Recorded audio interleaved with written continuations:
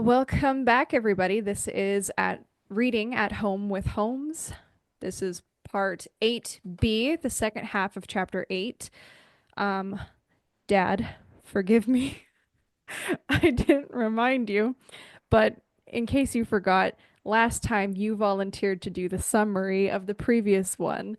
So, Yep, I can do this thing. I can ad lib it. Read perfect. the book enough. Plus, two. It's really just about allowing people that watch us and join us to get a caught up synopsis.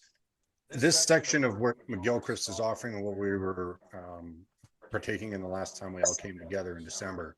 This is the section of the book where he laid his case out in the previous first half about what it is functionally that the hemispheres do and laid out all evidences thereof for just the physical thing.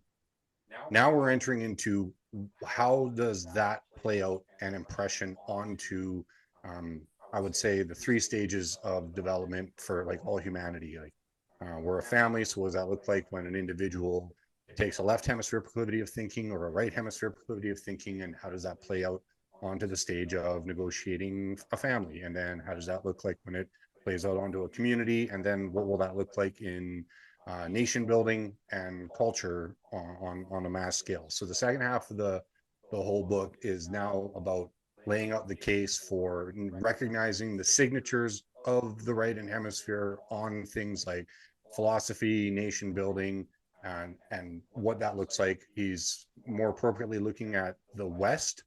Doesn't put a lot of attention on the East, although it does get honorable mention, as it should. And he uses it as a contrast, or there's actually more context in the philosophical underpinnings of the East than there is in the West.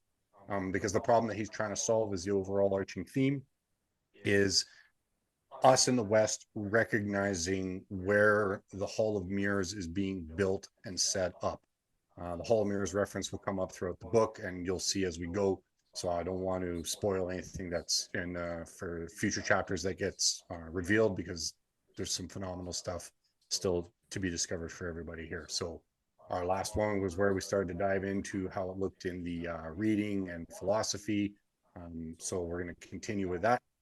That's my synopsis about kind of like to catch people up, viewers, of where we're at. Hopefully, they specifically took an interest in reading the book to catch up to this point. But we're also, to add a little bit of context, we're joined by Matt Ehret because we are going into a specific section where we see some of the areas of Gilchrist's demonstration that shows an academic's understanding of some philosophizing that could be handed over to the left hemisphere signature. But we know that he's missing a context because Gilchrist doesn't write keeping in mind things like secret societies, cabal. We know what the signature of that is because we bring that into context. That is not what Gilchrist's argument is in this particular section that we're going to go into. So we felt it would be beneficial, not just only for ourselves, big fan of Matthew's work, obviously, but also to the viewers to understand that we're trying to also keep in mind where there might be some of Gilchrist's unread library effects, because we're trying to honestly try to traverse the lessons of the hemispheres through what he's presented as we see as irrefutable evidence of the signatures of the hemispheres. And we want that self-awareness for people to understand that. But to become a better version of a philosopher king and to appropriately look at Aristotle's and Socrates' work and the context, we believe that none better than Matthew so far that we've been able to have the joy of knowing. That's why he's here, and that's what we're excited about. So there's my synopsis. Sorry for the long-windedness. Let's roll. Cool. Apology declined. That wasn't long-winded. Okay. Again, Dad, don't make fun of me. All my screenshots usually begin with the first page of of the excerpt that we choose to read. I think a good way to start, I know I'm definitely going to capitalize on Matthew, your brain being here, because it's just going to blow up once Plato's name gets mentioned. But I think to set the tone of McGilchrist's intentions, because intention is downstream of mode of attention. And at the very beginning, Matthew, you weren't here, of this is part two of the entire book. Part one is where he breaks down really the nitty gritties of how the brain works. So you get all the complicated terminology and the locations of different parts of the brain. We're in part two where he's breaking down practical applications and where you see it in the world. So that's he starts here with the written word and how you can see the hemispheres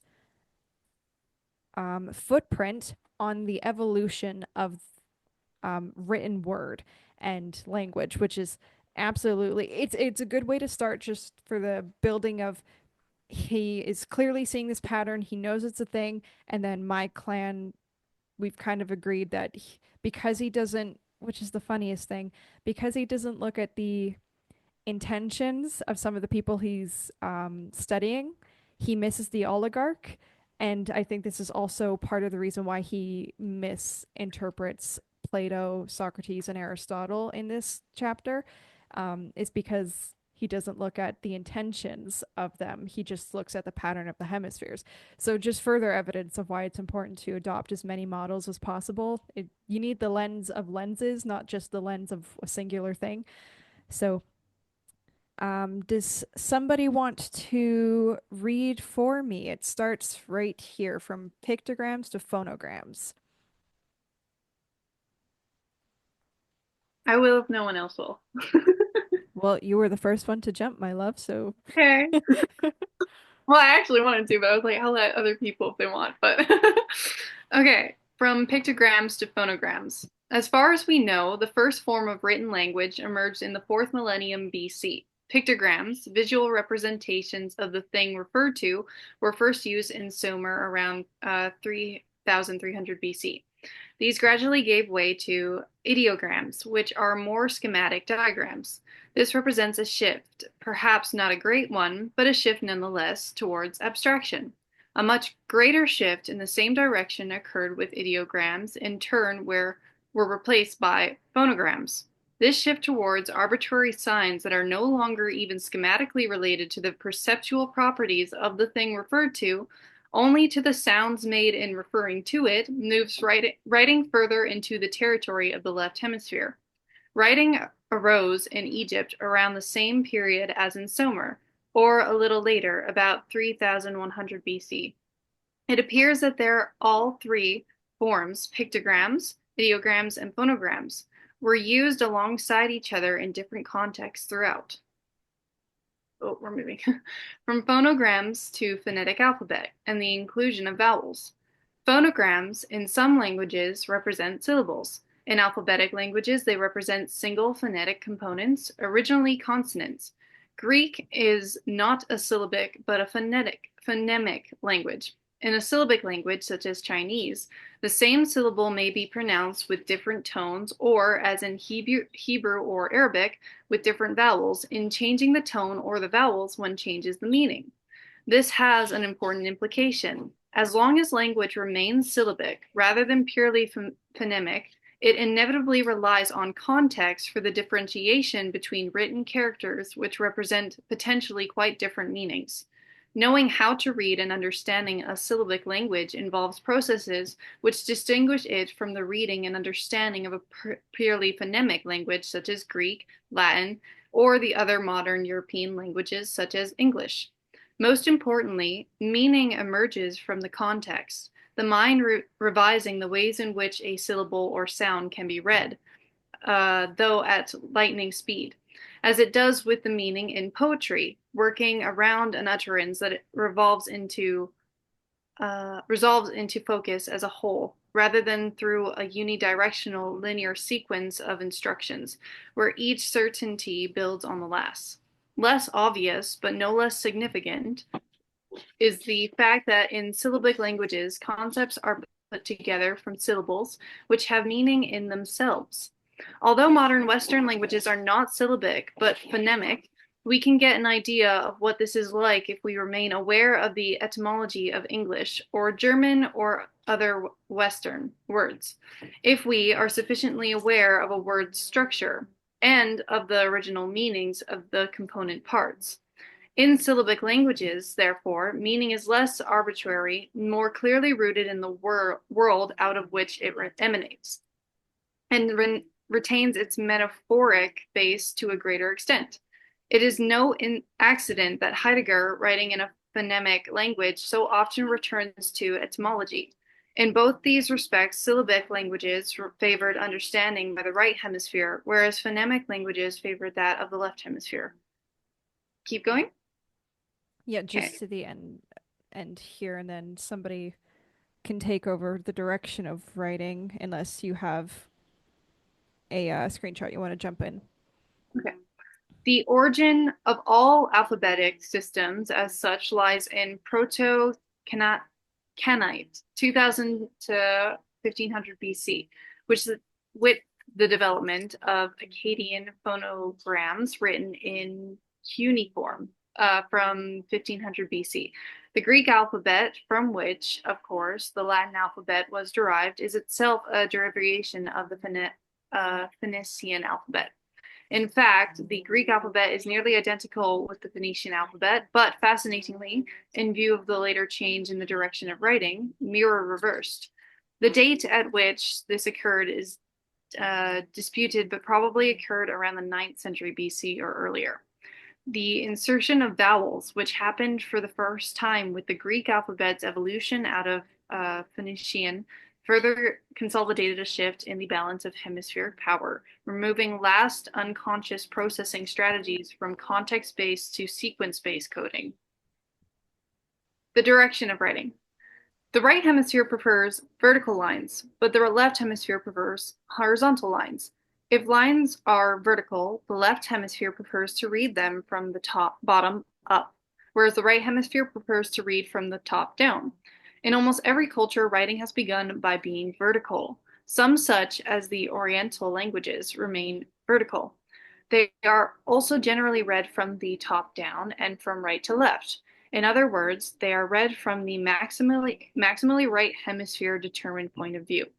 Although both Oriental and Western languages are generally read from the top down, so that at the global level they still conform to the right hemisphere preference. At the sequential level, they have drifted in the West towards the left hemisphere's point of view. This process started with the move to phonetics. While almost all pictographic writing systems favor a vertical layout, practically all systems of writing that depend exclusively on the visual rendition of phonological features of language are horizontally laid out. So it is that vertical writing began to be replaced by horizontal writing and disappeared altogether in the West by about 1100 BC. By the 11th century BC, Greek was being written horizontally, although right to left. It continued to be written right to left until the 7th century BC. However, at around this time, a fascinating change occurred. Between the 8th and 6th centuries, Greek began to be written in what is known as boustrophodon, literally as the ox plows, which is to say going to the end of the line, turning around and coming back, alternating direction line by line. By the 5th century BC, however, left to right was becoming the norm, and by the 4th century the transition was complete, and all forms of Greek were being written left to right. Reading left to right involves moving the eyes towards the right, driven by the left hemisphere, and preferentially communicating what is seen to the left hemisphere.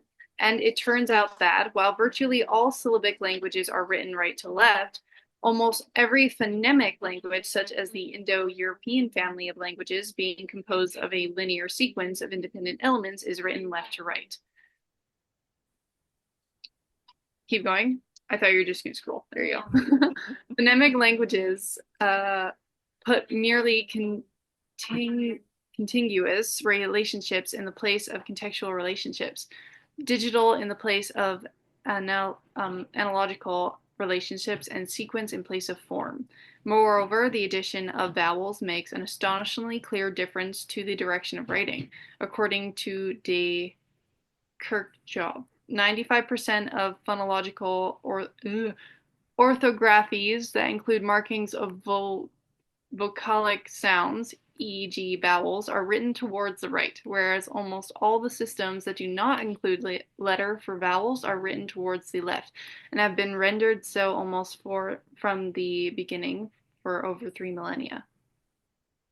Given the nature of the Greek language, it was almost inevitable that the direction in which it was written should have changed. The Greek system, writes de Kirchhoff, introduced a level of abstraction that would all but remove the script from the context of its production in oral forms. Its basic process was the atomization of speech. It was the Greek philosopher Democritus who was to achieve the same atomization of the physical universe. We are now so used to hearing speech as a succession of separate building blocks rather than as an utterance as a whole, that it is hard to imagine that even the separations between words were not regularized in writing, so that all was written continuously until the Byzantine period. So by the time we reach the 4th century BC, each of the changes that had taken place in written language favored a shift of balance inexorably towards the left hemisphere. In this way, the history of writing recapitulates the history of language generally, originating in the right hemisphere but translating itself into the left. Did the shift in the nature and direction of writing cause a shift towards favoring the left hemisphere, or did some much deeper cognitive shift take place in the Greek world, of which changes in the nature of writing were merely an outward sign or symptom? I do not think that the very nature of writing required such a I do not think that the very nature of writing required such a shift. Something else, deeper lying, must have been responsible. For one thing, it remains a fact that most languages of the non-Western world are structured so as to favor the right hemisphere. But despite this, these right hemisphere prone languages have ceased to be processed by the right hemisphere and are in fact now processed by the left. Presumably, this is because in a world where Western habits of mind are becoming inescapable, those non-Western cultures have by now inherited the cognitive changes that began in Greece around this time. In the modern world, in other words, language has so far aligned itself with the agenda of the left hemisphere that even those languages that must have started out being processed by the right hemisphere, such as Hebrew and Arabic, and are still read from right to left, are now actually a large extent processed in the left hemisphere.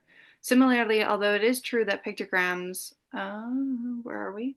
Oh, are less strongly lateralized to the left hemisphere than phonograms, it is not true, as once was thought, that kanji, a pictographic Japanese script, is better appreciated by the right hemisphere, while kana, a Japanese phonographic script, is more easily processed by the left hemisphere. It appears that both scripts are processed principally in the left hemisphere, though in different regions. In Chinese, too, the majority of language processes are, like those of Western alphabetic languages, now subserved by the left hemisphere. However, the effect is not absolute, and much as there is evidence that reading Hebrew and Arabic utilizes both hemispheres more equally than Western languages, including Chinese words aloud activates far more widespread networks of the right hemisphere than English, probably because of the subtlety of both visual and tonal demands by Chinese. Keep going? Okay.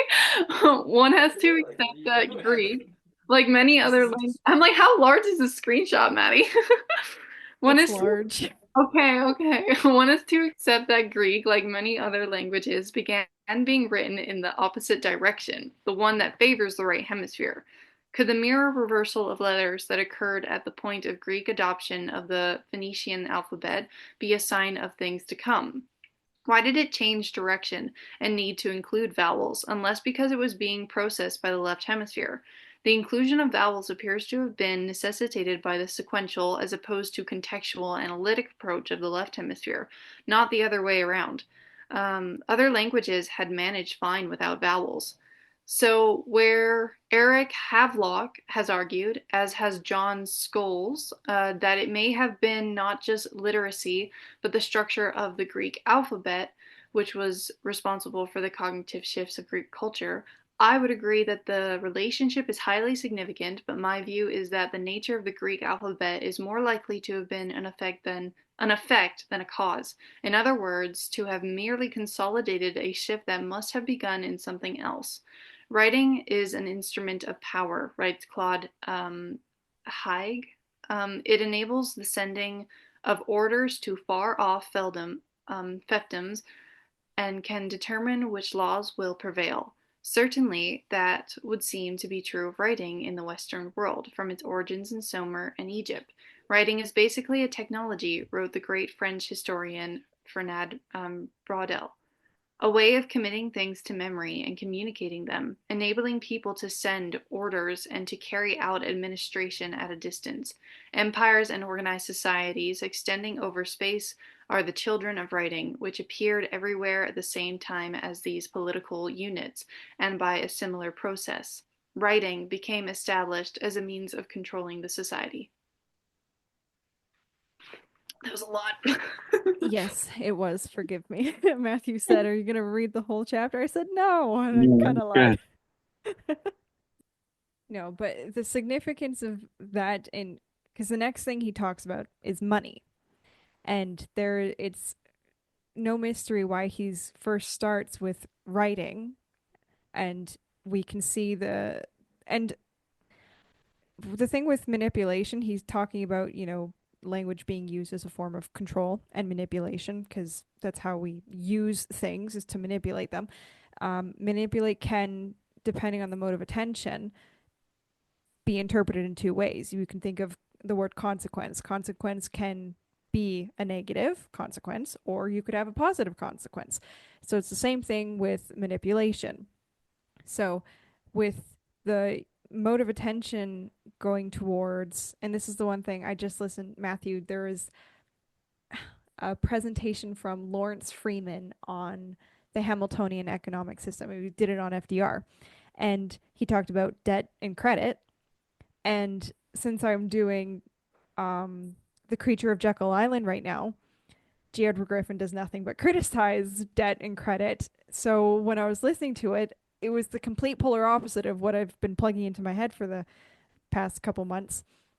But again, he said it's the intention of the politicians.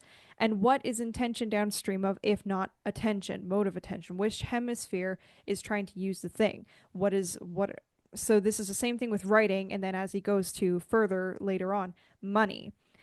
It goes into the realm of the left hemisphere, but we talk about, is it being used as a tool to help the overall right hemisphere mode of attention to communicate? Like, without this book, without McGilchrist taking the time to put words in a page to makes it static and fixate, then we don't get to dissect it and learn from it. So although language can be seen as a thing of manipulation, manipulation for which purpose? So that kind of paints the picture about where things can get manipulated. They can start in the right hemisphere, as language did, and as even money being what I'm learning with the credit system and what FDR did, what Lincoln did, what Hamilton did, is that the idea of credit is based on trust. Because even one of the guys in the presentation, which I will post in the description, he said, "Where's the money coming from? I get that it's credit, but it's debt. So where is it coming from? Where are you getting this credit?" And it's money out of nothing, but it's not technically out of nothing because it's out of trust of what will be to come. And so understanding that, it's the same thing with, language, and it's a metaphor. So that's where McGilchrist takes money to go further from here as well. And it'll get manipulated with time depending on which hemisphere, which is what he's saying. There was a degradation over time with language because of the use of it, and then people stopped. We don't, the knowledge about the brains that we have now, even the idea of attention being a moral act, it's so nuanced. So you can't really blame the people, but he's basically saying that the use of manipulation and control, which it got used for, language back in the day, it's kind of progressed and just keep progressing in the left hemisphere. And that's why you can see the correlations of the left hemisphere implementing its values on writing and money as the degradation of Greek culture. And then he goes into Roman culture too later on. You just see it correlate as it goes through. And that's the one thing that my whole clan has noticed too, doing your work, Matthew, is that every time, even the Renaissance, it's you can see it happen with in conjunction, or we would say because of the right hemisphere starting to make a comeback, and then you get all the creativity come back because the left hemisphere values aren't as prominent. But that's a good way of like that's a small example. I know it was a lot, but it's a small example about how the hemispheres end up literally playing on the world just in something as simple as language, the written word, which we use every day. Mm-hmm. Can I share Nancy, some? Oh, Nate. Oh, sorry. no, go ahead. Do not apologize for interrupting, Sue. That is all my family does. With the writing part of it made me think of I was a teacher, and I think around 6, 7 years ago they started to phase out writing and only teaching printing now, which writing, even though it went on this progression to more and more left hemispheric predominance, it still uses the brain more than, or both hemispheres more than the printing does. So we're seeing even a further Yeah, degradation. that plays into the continuation, right? So handwriting is a flow. Yeah. And so that's instinctive of the right hemisphere. So it's kind of like, oddly enough, there's a little bit of an oxymoron here. It is the signature of the right hemisphere still at play in the manipulation of the left hemisphere of writing as a system. So Yeah. I just wanted to share, I had a book by Carla Hannaford, and she looked at handedness and which eye was predominant and which foot you're predominant in, and she had a whole breakdown. So I would do it with the kids. They loved it, and there did seem to be, you could see, I mean, it's I love what Mike said. This is one model to view through. But it really did seem to provide insight into how children were processing and what they would bring, into their learning and into discussion. And so there was that aspect. And then also she had different exercises, just something very simple where you cross over your hands and link your fingertips and then bring it into your chest. And it brings one back into more hemispheric balance. And so when the kids would get into, an argument or a fight between two kids, have them sit and do that. And then their capacity to actually work through their own fights or arguments was greatly enhanced. But yeah, That's so interesting. I just throwing out a question here. I wonder, like, I know some of my younger cousins are telling me that, and I was already seeing this when I was in high school. There was a motion towards getting rid of words per se and teaching kids to think in terms of symbols on a, like think in terms of symbols on a keyboard, but without the actual letters on the keyboard. So, um, red square would mean some action, and I don't fully understand it when they tell me how they're learning, but it's much more symbol based, not so much like phonetic or word based learning. And I'm just wondering if that would be more vectored towards the right or the left hemispheres, according to that trajectory that McGilchrist is documenting, right? Of a certain contextual modality of syllabic thinking that's earlier on in its appearance in human civilization, and then a degradation, I guess, towards a more left brain control fixation of phonetic, that utilizes vowels increasingly and linearity for the sake of control. But I wonder where that next phase. I mean, I know it's degradative, right? But what would that be, left or right dominant? I'm assuming left, but I don't. yeah. if We it's were gonna actually turn, doing that for autistic children. right. What? And We're one of the doing Yeah. things about Asperger's. Yeah, autism yeah, is yeah, yeah. Well, that's a mistaken practice for autistic kids. Yeah, right. And they Yeah. want to sort of expand that for kids who are not necessarily autistic, maybe to drive them more into autism. I don't know. Okay. I mean, that could be where they want to go with it. I Once I again, almost the think that there's intention a of the person to put together the program. I mean, That would be that's the the next thing to thing, look. what are you hoping to accomplish by doing that? right? See, Yeah. your intention of the direction you're going in when you're making artwork or expressing yourself can have very many elements of right thinking. But if your intention is to force it, then you're going in the direction of your left brain, unfortunately. The idea though of the different symbols instead of it going more phonetic, based on the description, it sounds like before when I guess you were like writing on caves and Egyptians, they had like their little I guess Hieroglyphic. diagrams. Obelisk. What he was describing was the fact that at least it was something that it's still a left hemisphere representation, but it was still something that was showing context of what the thing was referred to, right? And then as you got more into, okay, like our average alphabet that we see today, it's not very akin to entirely what it's referred to at all. And then even I love what Sue said about printing, like typing. She's not wrong. Like now you've kind of lost the whole flow of things, and now it's very bit in order to make the whole. But I think regardless, it still is a form of reduction in a sense, of course, but I think before it was more left right hemisphere in the sense that at least you were trying to keep some individuality to it. But granted, even Gilchrist goes down that even further, and he talks about the Egyptians versus when we started getting into more individualized like Renaissance art. And what happened was the Egyptians had more of a simplistic reductionist way of, I guess, showing people and their relationships, like even in the way that they're drawn.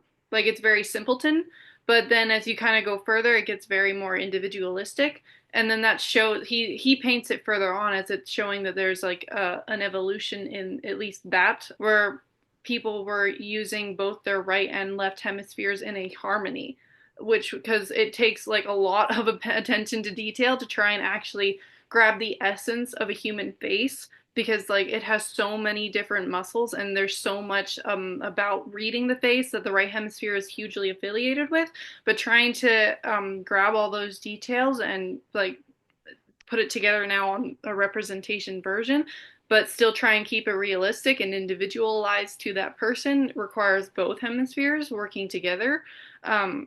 Whereas before in Egypt it's like 2D and it's like just like standard things like that. But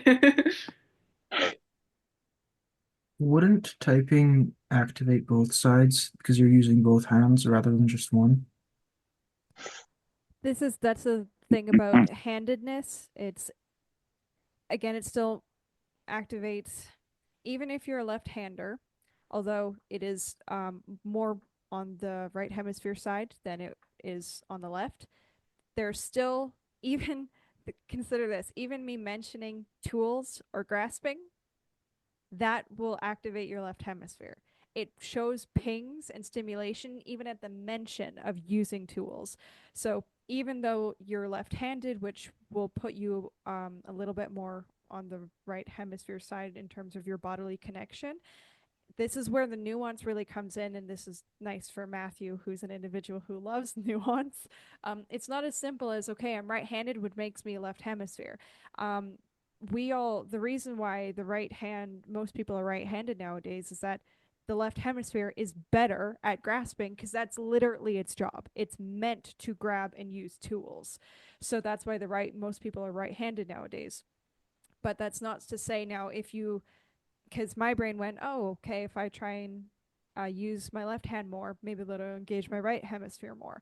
But what's more so right hemisphere than using your left hand is using both hands. So you're right that you will engage even the right hemisphere of sharing because the right hemisphere is connected to the whole body. So by swapping and sharing hands, that's more likely to engage the right hemisphere than even single-handedly using your left. If that answers. So when I was The rhythm that you were talking about with typing, though, that was like a dance. The way you did that, I think that can engage the hemispheres. You're right.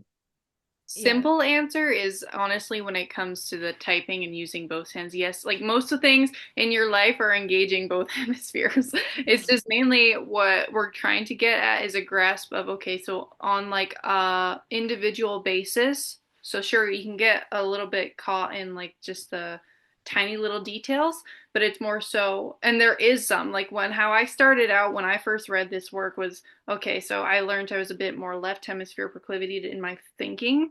And then I was like, well, how do I ping more to the right?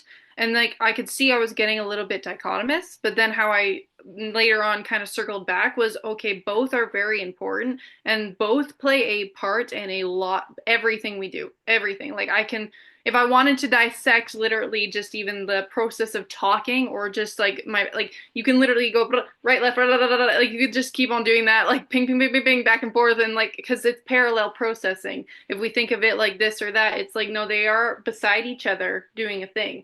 But it's just, when we're talking about the overall essence, we do know that there is some people who have more proclivity to hemispherically like thought, and it changes like as you get older and with the nuance of your life and experience and the things that you start to understand. But when you're older, right, or younger, let's say it's a bit more left because you're a bit more self-centered in your thought, you don't have a lot of experience, and the right hemisphere thrives off of experience. So then, but as you get older, then you're collecting a bit more of just the context and the nuance and the individuality. Unfortunately, though, some people still get really caught in what we call left locked, which is like, okay, you are starting to get really dogmatic and too reductionistic in your thinking about certain things. So that's like my short answer would just be they play into everything we do, but there's like still that broader idea of how does this relate to the overall of what's going on in society based on what's going on the individual level. This helps us understand how we're losing ourselves. This is ultimately, I believe, at the base of Gilchrist. It's not an argument.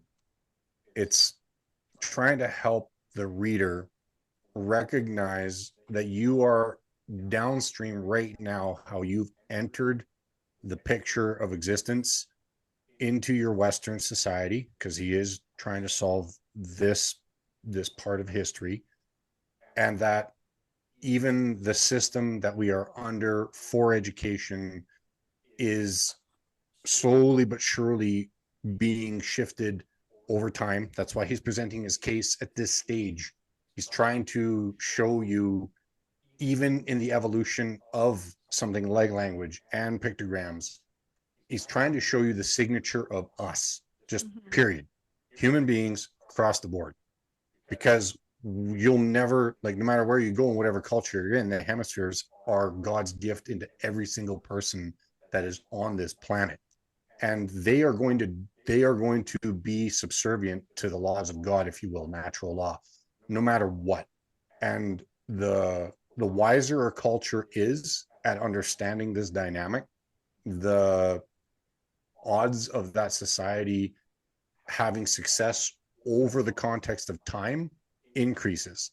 What ends up happening is the left hemisphere, by its own nature, the scorpion frog parable that's been mentioned before on the show, ends up playing out, and we find ourselves dealing with oligarchical mentalities that are running nothing but a reductionistic and a control processes that belong to the domain of the left hemisphere. So just to add a little to this. Go ahead, Matt. You had your hand up. Yeah, yeah, thank you for that. As well. That was a good contribution. So yeah, a thought awoke in my head as Madison was speaking that so I have a question.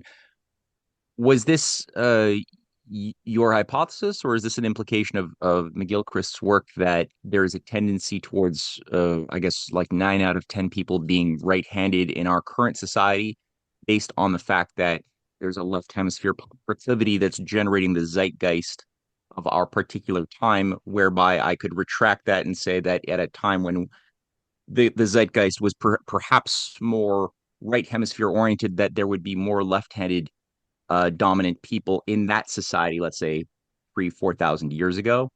So is that a hypothesis that you derived from reading Gilchrist, or is that something that he specifically is also postulating or positing, which I'm open to? I don't know how that would ever be measured. So that was one question I had for you, Madison, or Mike, or anybody else who has that answer. But yeah, He presents it. So in the first part of the book. So it's not so much about whether or not you're going to have a society of left or right-handed people based on proclivity. No matter what your societies throughout time, brains are brains. So like think of it like the universe that Kepler was talking about, that there's a harmonic fact, and that's what allowed him to be able to place the planets where they were on the ellipsis. So the hemispheres are the hemispheres. They're going to do the thing regardless of how much you'd like to think that there's no intent on either the right or the left hemisphere, of which there is intention. What ends up being the case is that you will always have a society that will be predominantly right-handed because of the left hemisphere's fast acting contact to the limbic system, and you can't build anything without it. So the ability to grasp, manipulate, throw, the hunter-gatherer instinct for doing the thing that you would do to even get yourself a rabbit, for example. I'm just offering this up, but in the earlier section of the book, this does get talked about. This isn't about always having a tie necessarily to a philosophical mindset. But let's say now, for example, because he also talks about music, big passion of his, and poetry.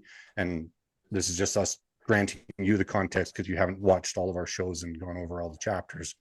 And that he would sit back and say, when you have a society of individuals that, say Mozart's Requiem, like you have on a relationship with music on a level that is trying to run the vertical processes that the right hemisphere has a tendency to gravitate towards versus this linear that the left hemisphere would gravitate towards, then you're going to find yourself with the results of, let's say you'll have just as many right-handed people on average more than you would a left-handed individual, but they are bringing themselves into that more harmonic state of their own self-actualization. And this plays out into your society. Much like, say, the downstream consequences of what Socrates looking for your philosopher kings, you could end up having more philosopher kings representations in your society for those that will garner their judgment from the right hemisphere proclivity of thinking than you would if you concurred with the left. But if you concurred with the left, you might find your society subverting the right hemisphere proclivity of thinking just because of its speed and utilization of that hand, to manipulate the world in a physical actuality. So you're not necessarily going to get this plays into what Maddie said earlier when it was like, yeah, you can go and practice with the other hand all you want. You're still actually utilizing the left hemisphere for the hand. But when you're right doing the symphony, the conduction, the playing of the piano, the process of actually doing the thing, then all of a sudden you're engaging both equally, where that's when you enter the zone of proximal development. You're in almost like that more heightened potentiality of what you could be. Yeah. And I like that too, because that was sort of dovetailing on my secondary thought as a consideration, which was touching on music. And how, if you think in a more primitive state of musical expression, there was a typical, more monotone, monochromatic form of, like, Gregorian chants are beautiful. They're lovely. But when you compare it, you jump ahead a few centuries and you look at some of the innovations of polyphonic well tempering and counterpoint, you start realizing that, well, you playing within an orchestra versus playing with yourself or with other people who are playing the exact same notes as you are at the same time forces you to be much less egotistical and much more empathetic to the broader dynamic that you're trying to harmonize yourself to and temper yourself to, right? Because it's not about you anymore, or you can't be fooled into thinking it's about you as easily if you're part of a choir or something where everyone's doing something different, but that has to work together. So yeah, it just invokes that more right hemispheric sort of dominance again in the dance, when you add more voices to the mix. So that was the thing. I don't know how that translates into the discussion on language per se, but I feel like it's But it's probably there. awesome. Yeah. No, it definitely does, because what you're describing is what McGilchrist calls necessary distance, which is the cause, he believes, of this entire. His hypothesis is building the fact that there was the Greeks and the Romans had the hemispheres got what you described, that necessary distance, which is the space between notes and the music. It's the difference between, and I said this on our last episode, what makes harmony beautiful and music beautiful is that they're different notes. Otherwise, you just have the same note and then there's no harmony. Harmony, you need to have space, distance between the notes. So he calls that necessary distance. And he believes that the hemispheres during this period of the Greek civilization coming into being, he also credits to the fact that they were joined in by some of the Eastern cultures. And that's part of the reason they started to gain this more colorful like culture. But it's because the hemispheres, they weren't getting closer together, they were becoming more distinct entities.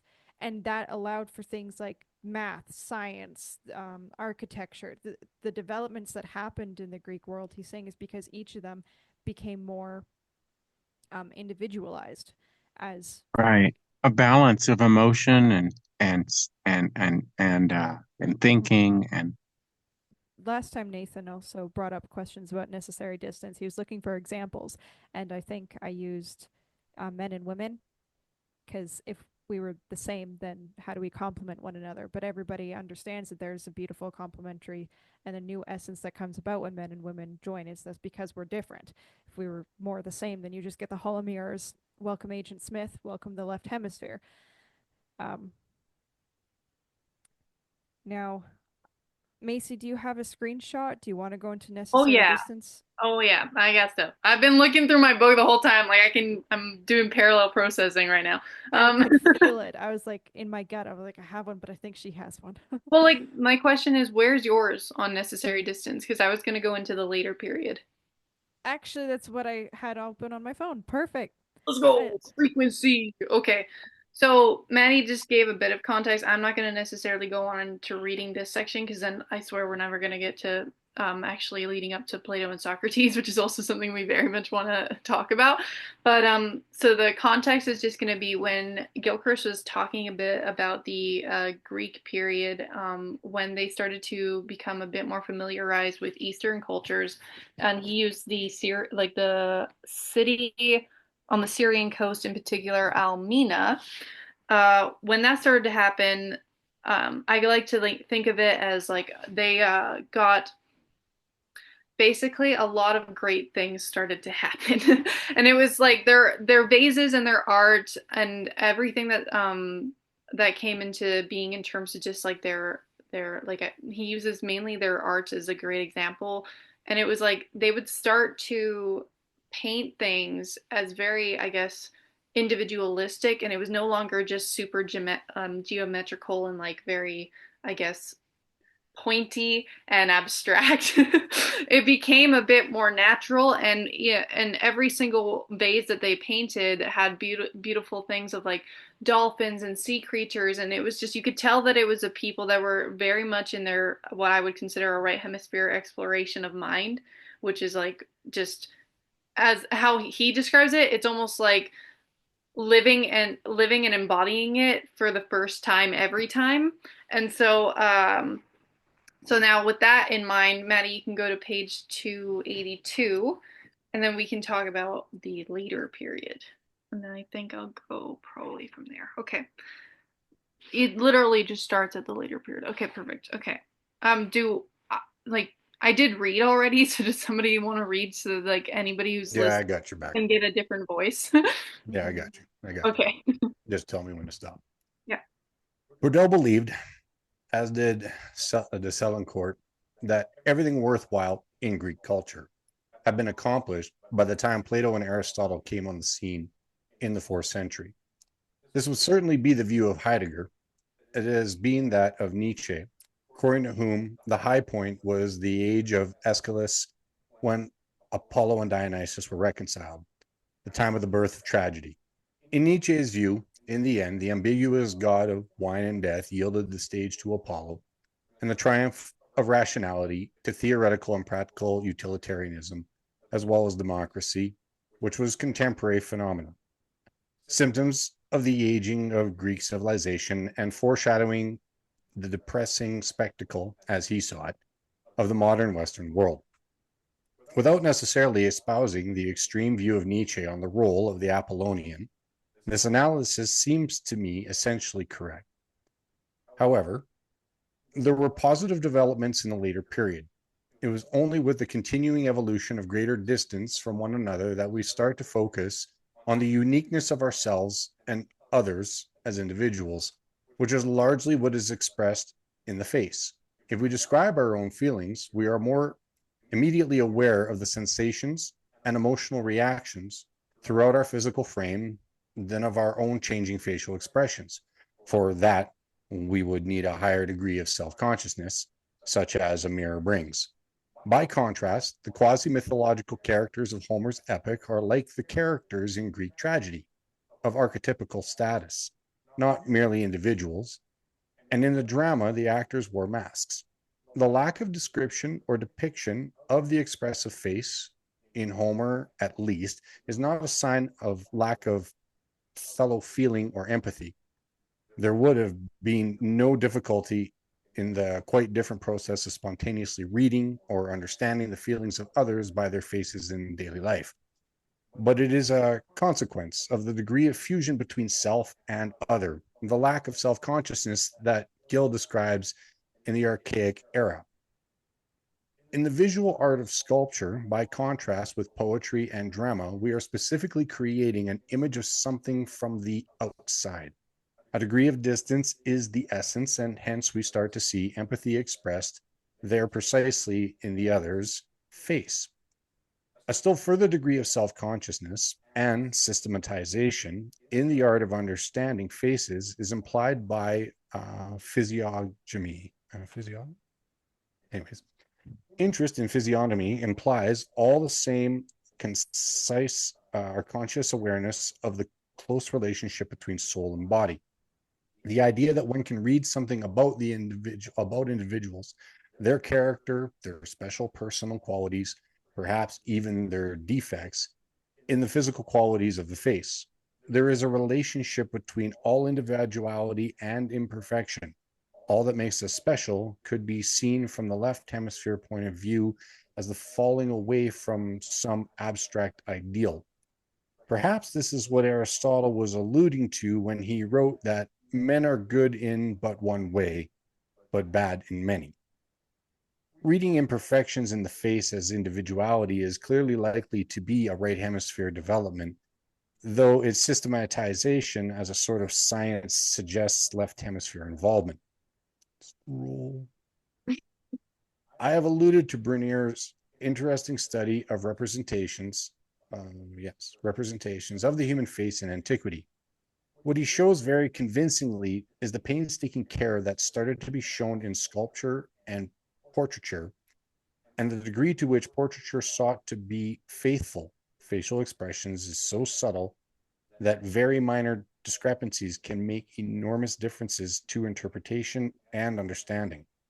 An interest in faces depends upon the skill of mimesis and the cognitive capacity for a minutely detailed attention, which is always subservient to the whole.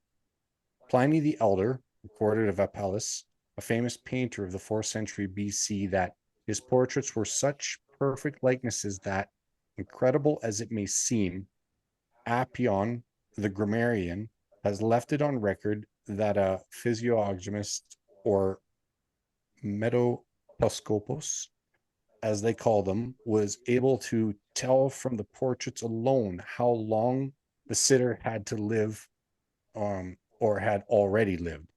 Physiognomy, I know I'm getting that wrong, writes one recent scholar, as a theoretical concern in the philosophy of antiquity. It starts with Phaedo of Elis, 4th century BC, flourishes in Aristotle's school, and ends, one might fairly say, with Galen, 2nd century AD. The great classical text on the subject, Polemon of Laodicea's Physiognomy, was written in the 2nd century AD. He was the first to emphasize the eye, which alone takes up a third of the whole book. Book 1 is devoted to the eye, book 2 to other parts of the body. In sculpture, around AD 130, there was a move from the mere painted pupil to an incised and engraved pupil, enlarging the power of expressive sculpture in stone. This period, from the 4th century BC to the 2nd century AD, as is evident from Brenner's detailed analysis, is a high point of the expressiveness of portraiture in both painting and sculpture, with the most extraordinary attention to individual expression and of the realism that underwrites individuality in both Greek and perhaps particularly Roman art. Why does it come late, relatively speaking? Hufschmidt shows that, in fact, the tendency to favor the right hemisphere in interpretations of faces began around the 6th century BC. But I think an increase in expressiveness was inevitably dependent not just on empathy, but on the development, generation by generation, of quite specific mimetic skill that took longer to evolve than the empathetic sensibility that it expressed, and which one senses to be there in early lyric poetry in, for example, Ecclesia, Sappho, and Anacreon from the 6th century onwards.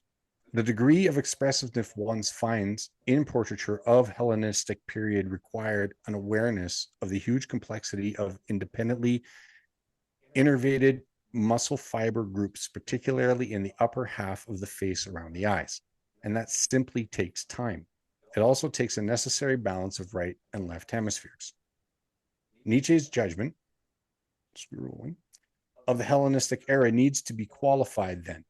It also tends to underplay the important role of the left hemisphere. The Apollonian played in the genesis of the best in Greek culture, which Nietzsche, to be fair, elsewhere acknowledged. Here again, Heidegger's perception that the Greeks were essentially still Dionysian explains the redeeming feel of the advent of Apollo in their world, at least at first. But as Nietzsche points out, it is not just Dionysus that is ambiguous. Apollo is an ambiguous figure too. The derivation of the name of Apollo means the luminous one, in German, der Schneidende. As also, sorry to those who are German who know that particularly, as such, also the god of fantasy, of that which only seems to be the case, das Schneidend, rather than of what is. The great humanistic achievements of poetry, drama, sculpture, architecture, along with empathy, humor, and the sense of the individual self, are not the only achievements of ancient Greece. It also saw the foundation of systematically structured bodies of objective knowledge, products of writings, and owed the advances to the left hemisphere in tandem with the right. These include the development of a legal constitution and a body of laws, philosophy, the invention of the idea of and the study of history, the formalization of geographic knowledge, and the study of maps, the structuring of a system of education, the invention of the orders of architecture, systematic description of the human body and of the animal world, geometry, and theories of physics. In themselves, all of these represent enormous advances, and in terms of the thesis of this book, demonstrate the power for good that the left hemisphere wields when it acts as the emissary of the right hemisphere, and has not yet become to believe itself the master. The right hemisphere is prophetic or divinatory, however, and can see where this will lead. Its prophecies are enshrined in the myth of Prometheus. Where did it lead? In the late 5th. Thank you. Like, we're about to go into Socrates and Plato, but I just wanted to see if we wanted to talk first about what we just covered. Well, for one, I already know that Gilchrist's understanding of what he was listed up ahead from my understanding too of the fantastic work that Matthew and Cynthia, as well as we're going to give a shout out to Courtenay Turner's podcast as well. Understanding how the the Appalachian and the Dionysian dichotomy, these are both cults, and how they operated in the society need to play their role. And we need to give our understanding, because we are not without this knowledge, that plays out.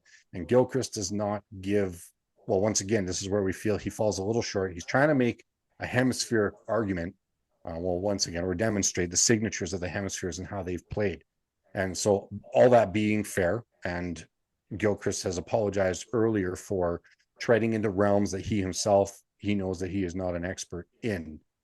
It's important to keep that type of context in mind when working through even Gilchrist's work, because he's setting a academic's point of view, and to be fair, if we have any understanding of how academia has been, let's say, falling short of right hemispheric proclivity of standards, it would have been nice if he had garnered that context, because I don't know if he would be not necessarily not willing to bring in, like, Nietzsche or Carl Jung or any of these other individuals, but he might find himself being willing to divulge more information to the context of the background of these individuals and why, with their modes of attention, they were writing what they were writing when they were bringing these thoughts into the zeitgeist for the era that they got brought in, specifically Nietzsche and yeah, others of the Heidegger. Yeah, fair enough. Yeah, Matt, I know that you can crush this any more than I could possibly offer, but I just want to sort of lay that out there, because it's something that as a clan we are going to keep that in mind while we continue the pursuit of the more honest rendition of what Gilchrist is getting at, because we know there's gold here, but we also know that our poor fella in the academia world is also he's missing a few baseball bats to the head of reality.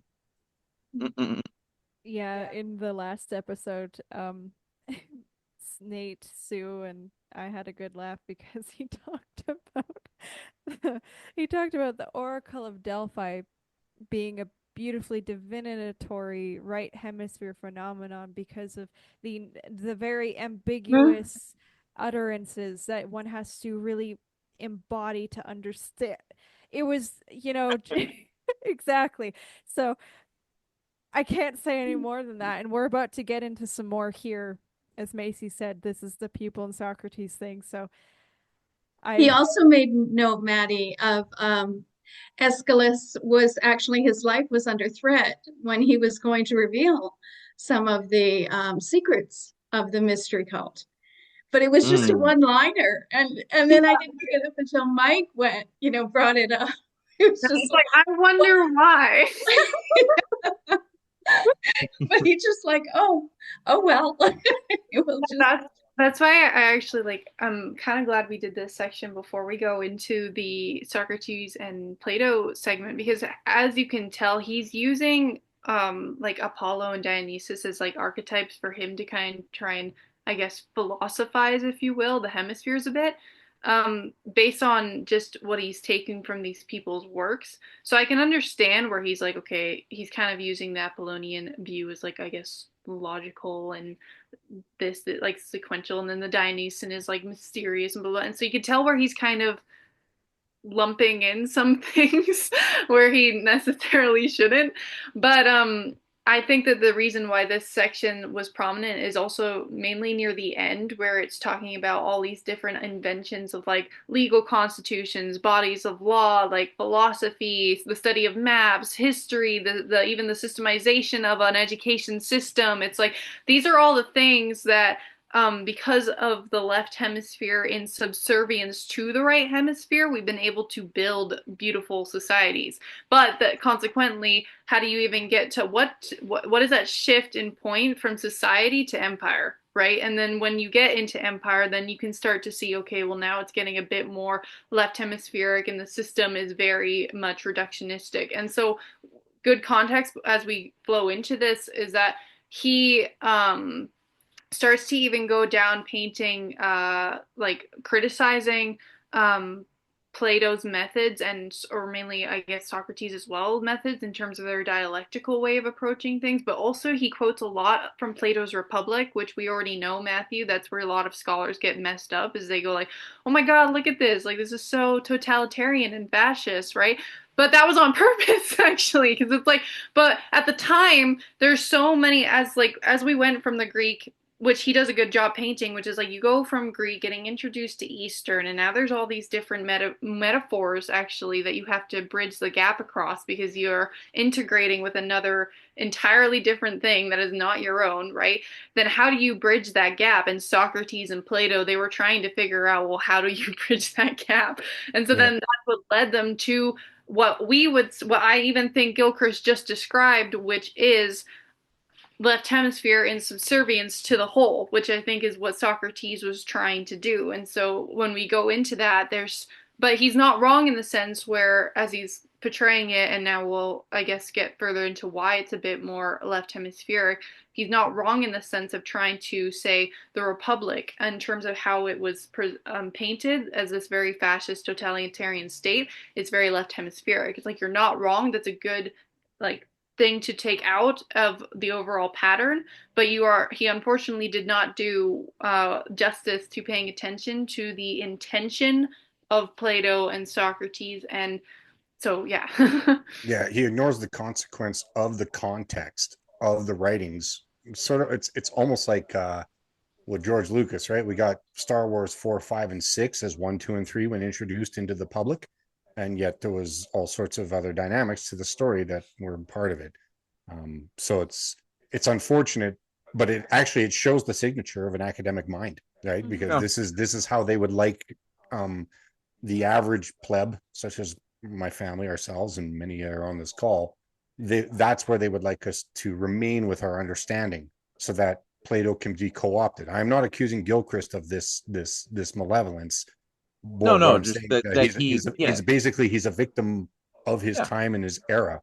Whereas right. that's why it's our responsibility and our job to actually keep in context, right, hemispheric modality of thought about Right. all the previous writings, because they were trying to solve the paradoxes of the collision of the East and West philosophies, dynamics, ideas, axioms that were amalgamating and flowing into one with another.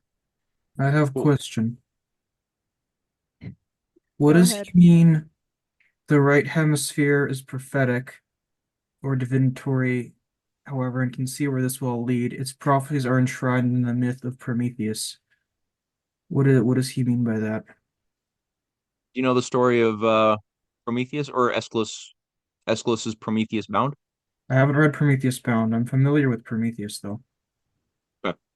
Well, I'll just say what the story is, then someone else can chime in about, because I haven't read Gilchrist like everyone else here has, but the story of Prometheus is the story of the demigod, right? Who, Well, I according believe to the he was a Titan, wasn't he? well, he was a demigod. He wasn't a full Titan. But you oh well, this is according to the Aeschylus rendition. This existed Right. before Aeschylus, so maybe you're thinking of a different version that preceded Aeschylus, maybe. But the one I know of, um where he basically saw mankind living in the mud with ignorance, kind of like a beast. And felt sympathy and could see the potential of what human beings could be if we had access to the knowledge of fire and mathematics and astronomy and animal husbandry. But the problem is, the law of Zeus at the time was that man must remain ignorant and living that way, and on punishment of permanent torture for anybody who would betray that law and give man knowledge of fire. So one day when Zeus is drunk off his ass, after some orgy, he left his fire just lying about, his permanent fire torch or whatever. And Aeschylus is like, well, fuck it. And he steals the torch and he decides now's the time, and he teaches humankind how to use fire, and with that, astronomy and everything else. And as the story begins, he's being tortured. So he's being chained up to a rock, right, by a few emissaries of Zeus to be tortured unless he tells Zeus what he alone knows, which is part of his name, is that he has the power of foresight, of seeing the future. And Zeus says, I'll stop torturing you, which is going to happen for 10,000 years, of a bird eating your liver, and then it'll grow back and the bird will come back the next day. And that'll be painful for 10,000 years, unless you tell me how I'm going to die. If you tell me who's going to overthrow me and kill me, Hmm. for some reason, he knows that's going to happen. And he knows, Prometheus knows, and then I'll let you go. And Prometheus documents how his love of humankind has given him the courage to withstand the pain, knowing that Zeus will eventually fall. And we don't know how that story continued because the sequel was lost. But all that to say, that's the idea, is Prometheus is the person who can defy tyranny, who loves mankind, can share knowledge of the heavens, and can know the future. So all that to say, that's the story. I'll let somebody else tackle how that's right hemisphere. Yeah, so in the last episode we did from the first half of this chapter, he talks about Prometheus, but McGilchrist doesn't have a view of Prometheus as this transcendent right hemisphere figure. He views Zeus as the master in the master emissary analogy of the two hemispheres, and Prometheus is selfishly and arrogantly trying to take the fools for themselves and is the emissary trying to become the master in that analogy. So he hand waves Prometheus pretty prematurely, not really recognizing the context of even Zeus's history as this hedonistic sort of laissez-faire, don't care about the consequences of what the gods do, and Prometheus being kind of the only Greek god that really pays mind to the consequences of what the gods do and caring about their creations enough to usurp the fire and give it to humanity and give them a chance at transcending and growing. And because he's about to go into Socrates and Plato in this next section,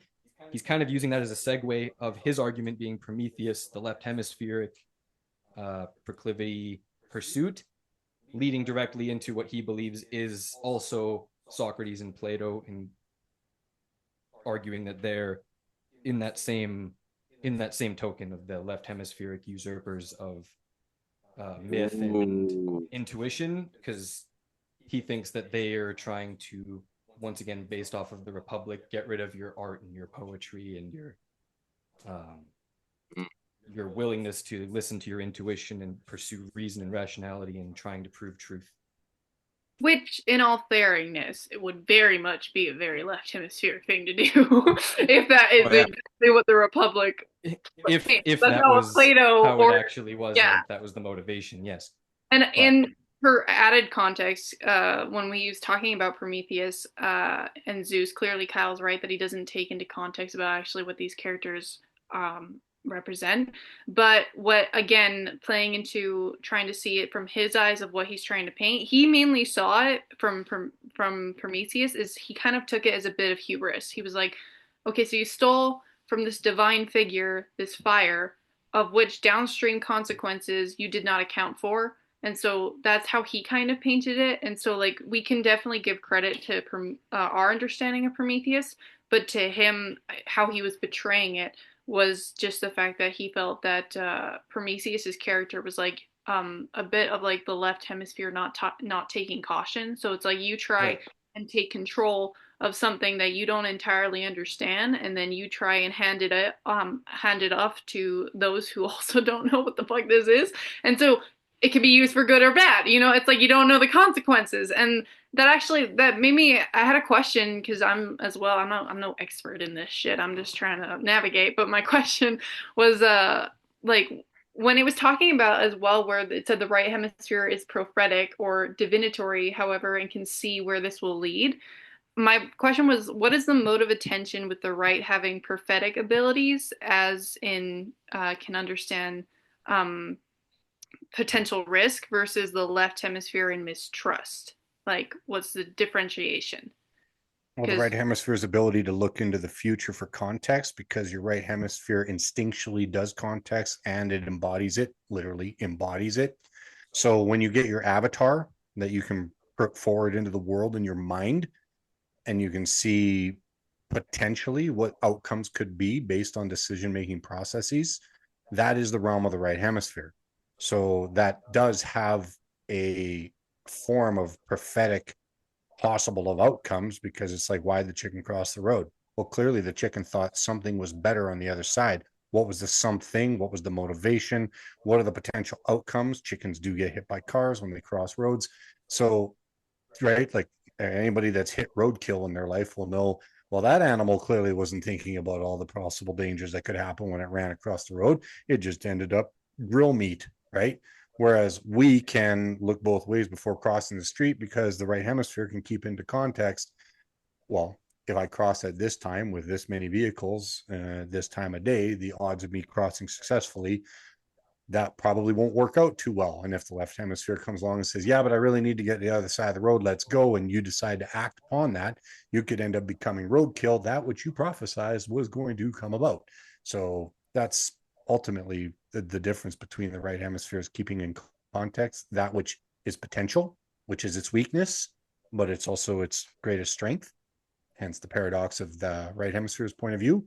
And the left hemisphere has no connection to that whatsoever, because it is working on the smaller bit scale of immediate gratification, satisfying, hence why you get hedonism. So I don't know if that completely answers your question, but that's what he's alluding to. I'll also add upon it because as if you know how I alluded to earlier that McGilchrist called the Oracle of Delphi this very right hemispheric like religious experience. That's also what he's alluding to here, the right hemisphere being prophetic and divinatory, because that's what McGilchrist has also been associating with the right hemisphere is this religious like divinity, which again holds part truth. He just does not take the occultism and the oligarch into account. So that's where you would what Dad just said makes sense, and that's where the statement about the right hemisphere being prophetic and divinatory. Yeah, Gilchrist is clearly missing the intent of the writers of the work. Like, there's no doubt in my mind. Yeah, I've gone over his work in several different ways, and this is where I feel he has an unread library effect.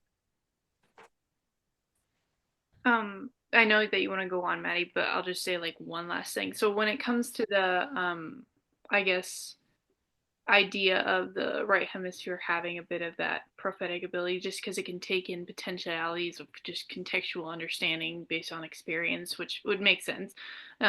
It's just the left hemisphere, like if you were crossing that road, so to speak, it might mistrust the idea of crossing it in general, is what you're saying. Not necessarily that maybe we should. The left hemisphere, the left hemisphere's mistrust is so implicit. It literally believes that the possibility that is being offered is a lie, and that all the right hemisphere wants to do is subvert it from getting to what it wants to get to.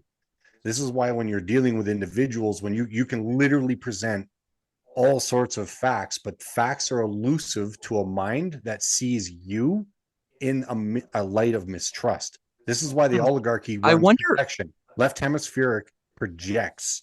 It projects I wonder. That which it. Sorry, go ahead, Matt. Sorry, no, yeah, finish with that. Sorry, I was jumping in rudely. No, Go ahead. no, Yeah. no. Oh, as you were, you know this family. You want to get a word All in? right, Oh, I'll just man, crash you in. gotta get in the Crash. arena. I'll crash. Yeah, I was just thinking to myself that maybe that's why. And again, I should probably shut the fuck up because I got to see where he's going with this. But maybe why he has a sort of mistrust for Plato and Aristotle is because they themselves, through the dialogues, sort of cultivate a mistrust of sophists, right? Like there's a sort of assumption that the experts you're talking to are ultimately possibly intentionally lying, either by design or because they're stupid, but they think they're smart. And because there's that critical like assumption that you're being manipulated and that you should like pose questions to see if they know what they're talking about. And usually they don't. Like usually it ends up with like Socrates causing the interlocutor to self-destruct into their own, inability to respond to the paradoxes that he's driving them into, demonstrating that they're ignorant. Maybe that's why McGilchrist sees that, or maybe labels that function as being like left hemispheric, doubting, mistrusting, and sort of overly maybe paints it one thing that without seeing what else it might be, because people are intentionally lying to you in the real world. You are definitely on the right track of uncovering why he thinks this way. So I really want to start reading it because you're let's just go. gonna pick it apart. Many questions will be Okay, answered. but this is important because Prometheus is important.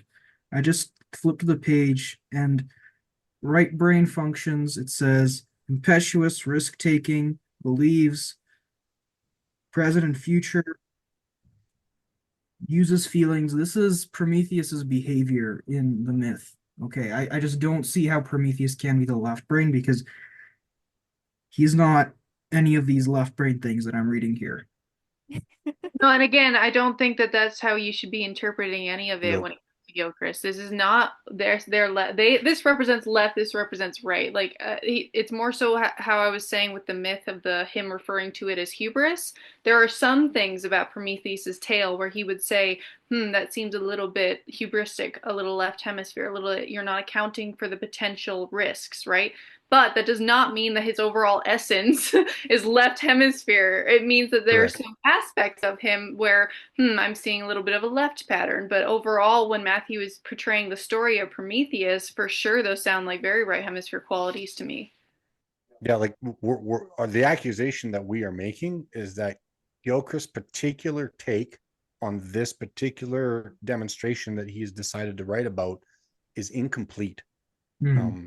And so it's one of those, in as much as we can concede a certain dynamic of thought processes that you are offering, we believe that you are lacking some context, that we believe that if we could present it to you, so Mr. McGilchrist, if ever one day we humbly get to meet you, we would like to offer some more color to the tapestry that you have woven for us.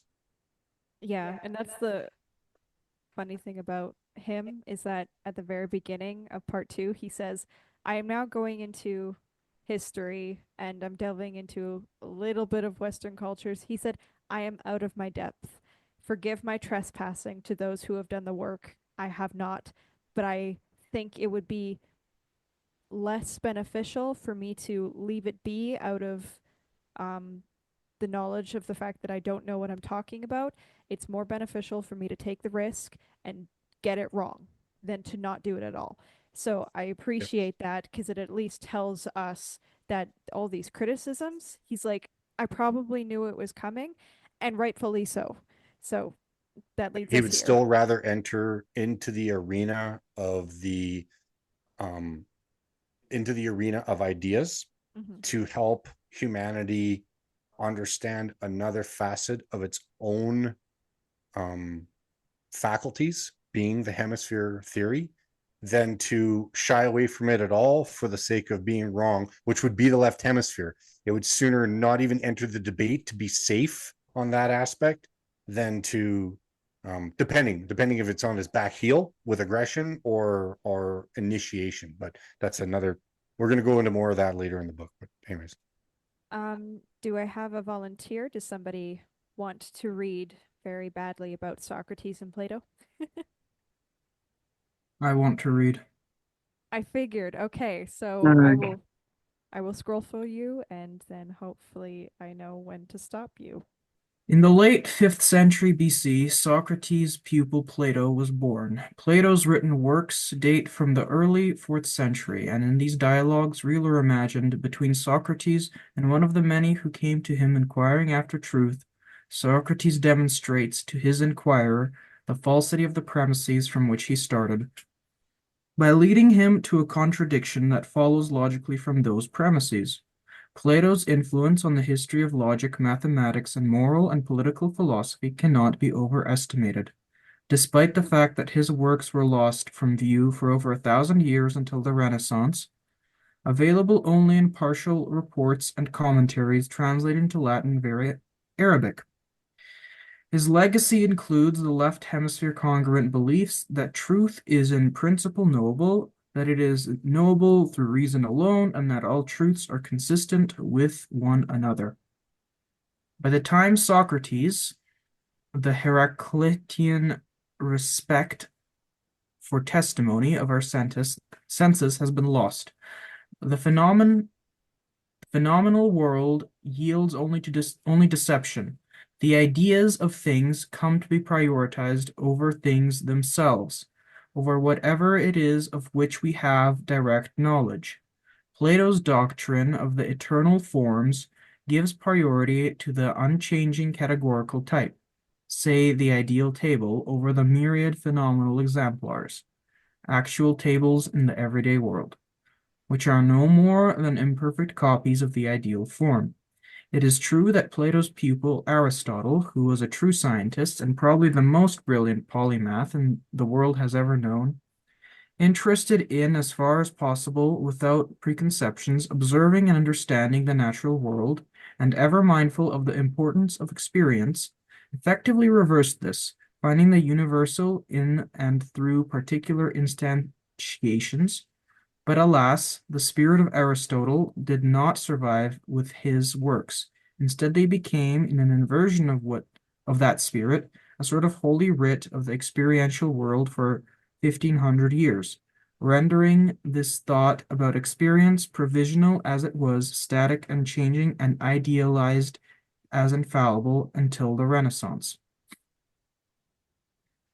There were tendencies in the very fabric of Greek language and thought that inevitably favored abstraction and idealization. Snell makes the point that Greek language, by inventing the definite article, could take an attribute of an existing thing expressed through an adjective, that it was beautiful, say, and turn it into an abstract noun by adding the definite article. So from beautiful, kalos, to the beautiful, tokalon. In a clever and audacious, one might say hubristic inversion, the left hemisphere now seems to imply that what is purely conceptual is what is real, and what is experienced, at least by the senses, is downgraded, and amazingly enough, actually becomes the representation. Thus, in the Republic, Plato writes, "The stars that decorate the sky, though we rightly regard them as the finest and most perfect of visible things, are far inferior, just because they are visible, to the true realities, that is, to the true relative velocities and pure numbers and perfect figures of the orbits and what they carry in them, which are perceptile to reason and thought, but not visible to the eye. We shall therefore treat astronomy, like geometry, as setting us problems for solutions, and ignore the visible heavens if we want to make a genuine study of the subject." This separation of the absolute and eternal, which can be known by logos, reason, from the purely phenomenological, which is now seen as inferior, leaves an indelible stamp on the history of Western philosophy for the subsequent 2,000 years. Jordan Peterson. The reliance on reason downgrades not just the testimony of the senses, but all our implicit knowledge. This was the grounds of Nietzsche's view that Socrates, far from being the hero of our culture, was its first degenerate, because Socrates had lost the ability of the nobles to trust intuition. "Honest men," he wrote, "do not carry their reasons exposed in this fashion." Degeneration, by this account, begins relatively late in Greece with Plato, and involves the inability to trust what is implicit or intuitive. What must first be proved is worth little, Nietzsche continues in The Twilight of the Idols. One chooses dialectic only when one has no other means. One knows that one arouses mistrust with it, that it is not very persuasive. Nothing is easier to erase than a dialectical effect. The experience of every meeting at which there are speeches proves this. With the loss of the power of intuition, rationality was then hit upon as the savior. Neither Socrates nor his patients had any choice about being rational. It was de rigueur. It was their last resort. The fanaticism with which all Greek reflection throws itself upon rationality betrays a desperate situation. There was danger, there was but one choice, either to perish or to be absurdly rational. And if it seems to be just the pardonable excesses of Nietzschean furor, the ravings of an inspired madman, consider these words from Panskep, the neuroscientist. Although language is the only way we can scientifically bridge the chasm between mind and brain, we should always remember that we humans are creatures that can be deceived as easily by logical rigor as by blind faith. It is possible that some of the fuzzier concepts of folk psychology may lead us to a more fruitful understanding of the integrative functions of the brain than the rigorous but constrained language of visually observable behavioral acts. In this later Greek world, truth becomes something proved by argument. The importance of another, ultimately more powerful, revealer of truth, metaphor, is forgotten, and metaphor, in another clever inversion, comes even to be a lie, though perhaps a pretty one. So the statements of truth contained in myth become discounted as fictions, that is to say, untruths or lies, since, to the left hemisphere, metaphor is no more than this. Great philosopher that he undoubtedly was, Plato is not quite straightforward in this respect. Even Plato has intuitions that he could not dismiss. What is quite moving, even tragic in the true sense, because it involves Socrates' hubristic trust in his own dialectic powers, is to see Socrates Plato torn between his own intuitions and the awareness that he is no longer at liberty to trust them. Plato was originally a poet, and it was his association with Socrates that impressed on him the need to forsake poetry for dialectic. In the Republic, Socrates fulminates against the works of tragedians and other dramatists. Such representations definitely harm the minds of their audience. Representations of the third remove from reality and easy to produce without any knowledge of the truth. All poets from Homer downwards have no grasp of reality, but merely give us a superficial representation. So great is the natural magic of poetry. Strip it of its poetic coloring, reduce it to plain prose, and I think you know how little it amounts to. The artist knows little or nothing about the subject he represents, and his art is something that has no serious value. The work of painters and artists of all kinds, including poets, are far removed from reality and appeal to an element in us equally far removed from reason, a thoroughly unsound combination. Art is a poor child born of poor parents, appeals to a low element of the mind, and has a terrible power to corrupt even the best characters. Poets are to be banished from the Republic. All those involved in creative arts deal in deceit. The metaphor is a lie. Calculation, logic, is to be preferred to imagination. Denotation to connotation. Being a poet also involves imagining one's way into many things and is unsuitable for our state because there one man does one job and does not play a multiplicity of roles. So much for Heraclitus' insight that one needs to inquire into many things, not just one, if one is to be led astray, if one is not to be led astray. Plato's prescription on music, like so much else about his republic, remind one of a Soviet-style totalitarian state. There is no need of a wide harmonic range. Most rhythms and modes are outlawed. Flutes, harps, and harpsichords are banned, as are all dirges and laments. And there will need to be only two kinds of music, the kind that encourages civil orderliness and the kind that sternly encourages us to war. All has been reduced to utility in the service of the will to power. But at the same time, Plato himself needs to use myth in order to explain things that resist formulation in language of dialectic. The allegory of the cave, or the ring of Gyges, for example. In fact, Plato appears ambivalent and gives hints, particularly in the Symposium, that the realm of the forms attracts us in a way that transcends the logical, and that those who have intuited the form of the good and the form of the beautiful are compelled to pursue them and to try to convey them to others exactly as I have suggested the ideals towards which the right hemisphere is drawn to act upon it, contrasting these with the purely abstracted forms of things which are created by the left hemisphere. While awaiting death in prison, Socrates' daemon, conscience, visited him and repeatedly told him to make music. Whatever urged these exercises on him, wrote Nietzsche, was something similar to his warning voice. It was his Apolline insight that, like some barbarian king, he did not understand the noble image of some god, and, in his ignorance, was in danger of committing a sin against a deity.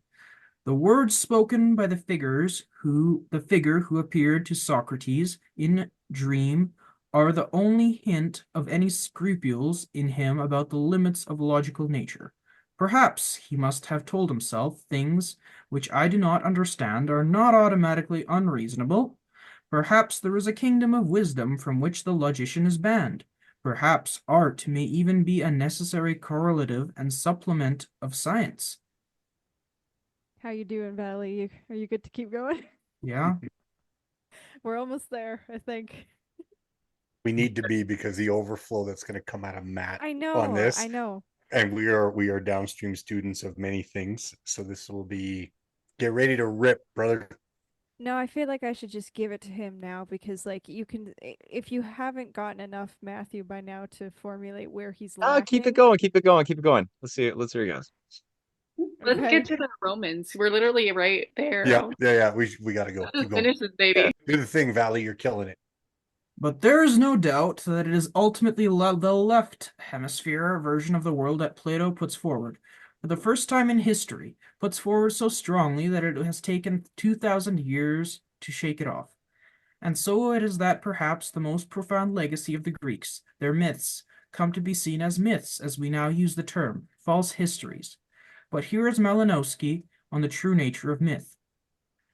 These stories did not live not by idle interest, that is, not as a sort of primitive science merely to answer intellectual curiosity, not as fictitious or even as true narratives, but are to the natives a statement of primeval, greater, and more relevant reality, by which the present life, fates, and activities of mankind are determined, the knowledge of which supplies man with the motive for ritual and moral action, as well as with indication as to how to perform them.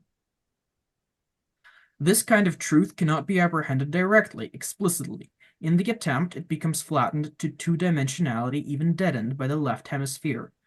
It has to be metaphorized, carried across to our world by mythology and ritual, in which the gods approach us, or as we begin to approach them, when we stand back in necessary distance from our world through sacred drama. So Courtenay writes, in the domain of myth is to be found not ordinary truth, but a higher truth, which permits approaches to itself from the domain of bios, not just life, but the highly characterized life of a human being, perhaps best rendered, despite the apparent chasm of 2 millennia, as Dasein. Isn't that a water brand? These approaches are provided by sacred plays in which man raises himself to the level of the gods, plays to which bring the gods down from their heights. Mythology, indeed, especially Greek mythology, could in some cases, in some sense, be considered as the play of the gods in which they approach us. Eventually, myths become a sort of surrogate science, exactly what Malinowski says they are not, and some Platonic myths are of this kind. Thus, how did man come to have his current bodily shape? Well, originally he was a head, and of course, a head that was spherical, the perfect shape, except that it couldn't control where it went. Accordingly, that the head might not roll upon the ground with its heights and hollows of all sorts, and have no means to surmount the one or to climb out of the other, they gave it the body as a vehicle for ease of travel. That is why the body is elongated and grew 4 limbs that can be stretched out or bent, the god contriving thus for its traveling. This myth tells us a lot about the relationship between the mind and the body that was already emerging. In fact, the process is at work even in the 5th century BC, as this creation myth from Empedocles suggests. On the earth many heads sprang up without necks, and arms wandered bare and bereft of shoulders, eyes straight up and down in want of foreheads. Solitary limbs wandered seeking for union, but as divinity was mingled still further with divinity, these things joined together as each might chance, and as many other things besides them continually arose. Fancy that. The mind has now come to believe that the body is an assemblage of separate bits, wandering about aimlessly on their own, and put together by chance. No prizes for guessing which hemisphere that comes from. The sass. Oh my word. And this is the part where we say, okay, Matthew, rip it. Absolutely. Yeah, that was a I'm lot. scared. Matt, what's Matthew gonna do? Oh, Eat Matthew's it not up. going to do anything bad. Don't worry. I mean, it's just for me listening to that, it's just a little sad to see somebody who's quite smart, as McGilchrist certainly is, uh, completely I mean, he really didn't understand what he was reading. And there are these like rich, lush ironies embedded in Socrates' pieces, including in the Republic, which, I mean, normally would tickle the imagination and cause one to be perplexed and think about, well, what, like, Socrates is quite clear after he develops this whole demonstration why the poets should not be permitted in this idealized republic based on these very, very blatant, ugly axioms that were unquestioned. Like, when we're formulating a republic, we're thinking about the guardians that are going to be shaping it. How do we train our guardians to shape the republic? And well, obviously, their guardians and animals are the same thing. So how do we train dogs? Well, we breed the best. Well, how do we train our guardians? Well, we're going to breed the best. And so he creates these very uncharacteristic. It's the only place where he doesn't examine. He allows these core um simple-minded, ugly assumptions to go unquestioned. And Glaucon's like, yes, obviously, yes, that's right. And they just proceed on. They're like, okay, well, if that's true, let's keep on following through the consequences of assuming that human beings are just like guard dogs. And But let's build up a Glaucon whole doesn't state. realize sarcasm, Matthew. That's what's going on too. He's being totally sarcastic. And It's Glaucon so doesn't like loud. It's deafeningly sarcastically rich and juicy, and he doesn't see what's in front of his face. And then at the end of like constructing this whole dystopic fascist Spartan state of killing babies and stuff, and like banning poetry, he then says that if someone can challenge us and prove that what we're saying has flaws in it, then maybe we should open up the doors to the poets if there's something we're missing. Hint, hint. And he's challenging the reader who come and like take see where the problem is. Like how can we be proven wrong so that we can allow the poets back in our republic? Because he also says how much he adores Homer in all of his dialogues. But then to say also that he's saying, like, look specifically, our society is decaying and collapsing. We're going into empire. We've killed Socrates. Like he's like looking practically at the world around him, and like people are not producing art or understanding high art that is making them better. If anything, the artists are making people stupider, and it's true. Just like in our society, that's the problem. So it's like, well, how can you produce people who can understand the higher wisdom embedded in high artistic compositions, or produce new artistic compositions that make people better at the same time, right? Either one or both would help. Right. I Including didn't what even he's think of that. doing, as McGilchrist points out, he's like McGilchrist is even identifying that, like, well, Socrates is kind of doing that. He's generating the ring metaphor, the allegory of the cave. His work is peppered with metaphorical imagery, poetic imagery everywhere. And McGilchrist is like, well, see, he's just self-contradictory. He's a tragic person because he's not at one with himself. But it's like, no, he's being a living paradox for people to think of it. I'm sorry, I cut somebody off. No, no, no. I was just what you brought up about the art, because uh, again, McGilchrist not looking at intentions. Um, the Esalen Institute, classic example of the manipulation of art. With that in mind, it makes perfect sense why, looking at the time eras, why you would also criticize certain poets or artists, because there are literally institutes in the past and throughout our history that the oligarchs have set in motion to manipulate that part of our culture. So I just, as you were talking, I was like, oh crap, that too. Yeah, and yeah, the whole, well, the crafting of the sacred stories and sacred myths. If you look at, like, the mass human sacrifices prevalent in Babylon, or even Sumeria, there was in the pre-Socratic age, there was some really, really regressive behavior that was tied to very creative sacred myths and stories about, you know, uh Sophia, killing Uranus and bleeding Uranus onto the ground to give rise to, like, I mean, it's very creative stuff, but it's like, well, that was still an empire. It was still based on slavery and subduing the masses for the benefit of a hereditary elite class of high priests. So it's like, well, that's not necessarily.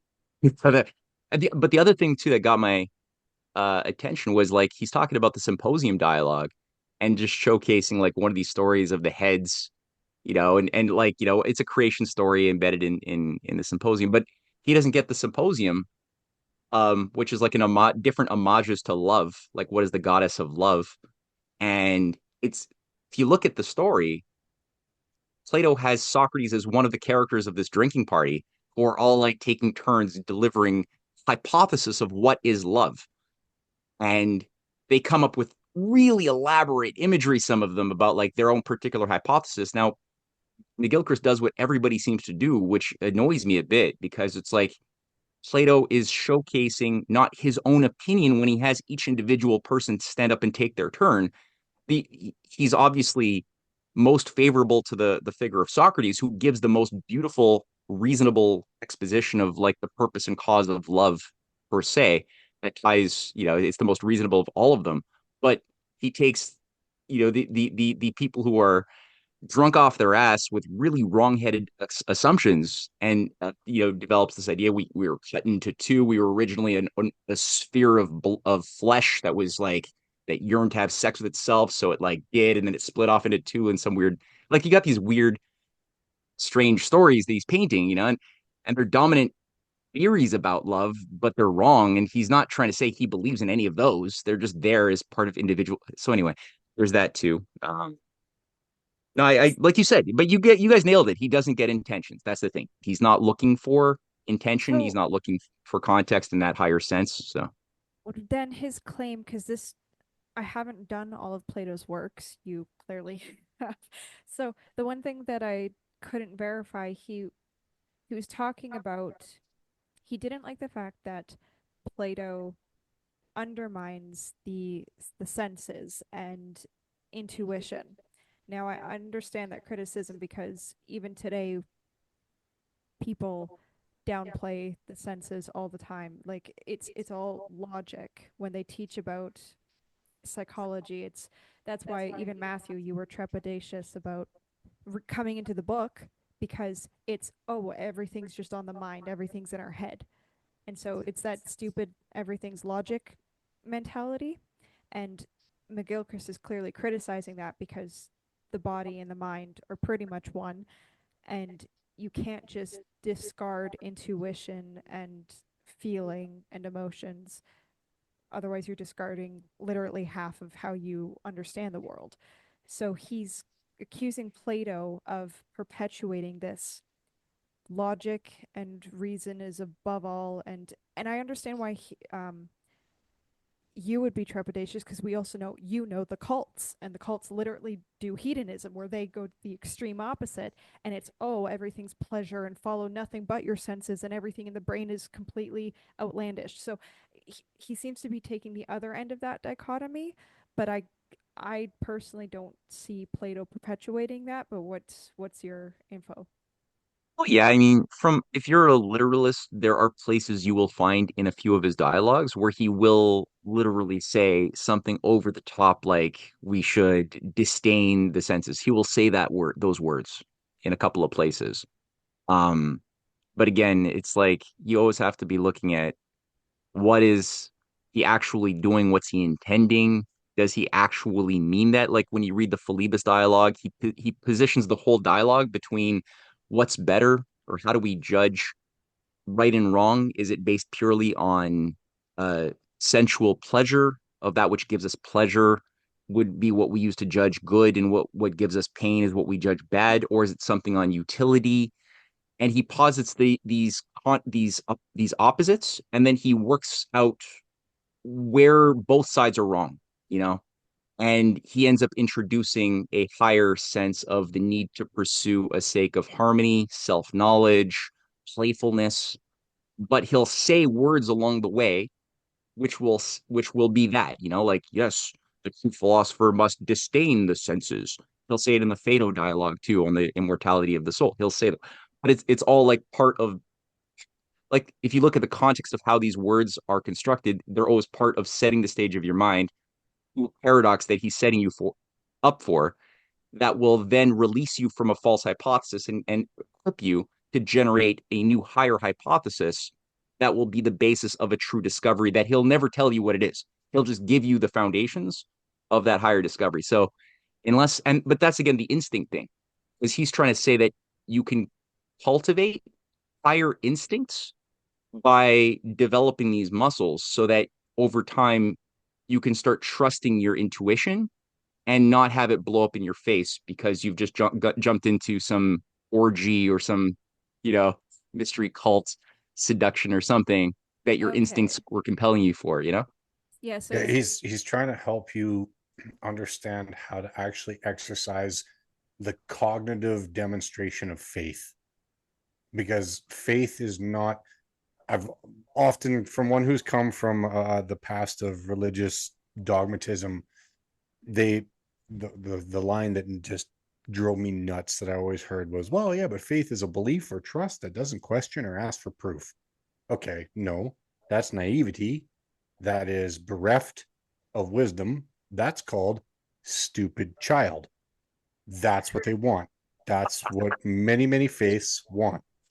What I believe, if, and Matthew, if I'm not complimenting what you're saying, because my intention is to compliment what you're saying, you cannot tell a person how to faithfully operate in the world.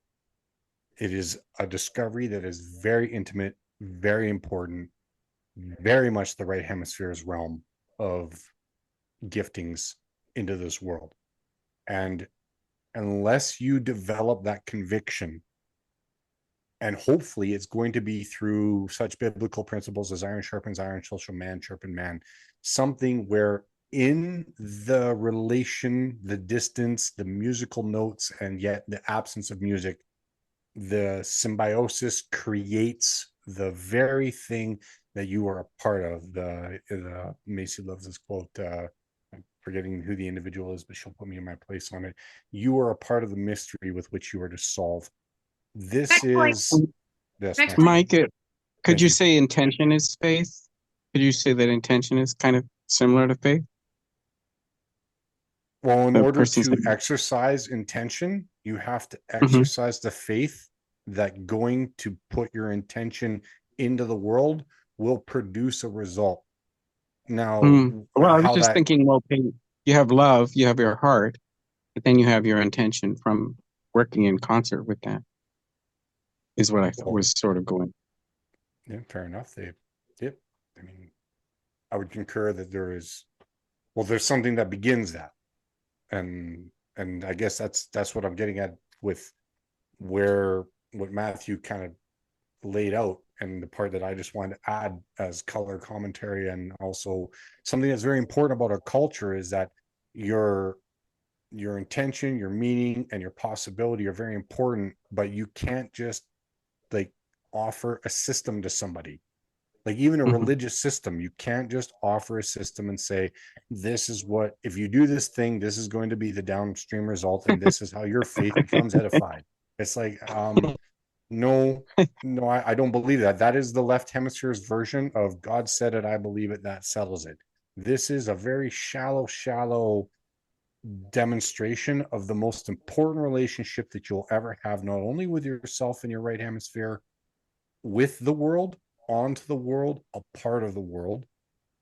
But this is also, if you have any faith that this is a design where there is an orchestrated hand of God onto the world, that loving creator, as Matthew has said so many times in so many different interviews, it's like, okay, if that possibility is as it could be, then should not one attempt to pursue it by their own conviction so that they come to enough of an understanding of it that they decide it is more beneficial and fruitful within that soul's dynamic, interpreted through right hemispheric proclivity, to exercise it upon the world, so that by faith, what result will that produce? You've chosen to cross the road, but you have to have a conviction to do the thing.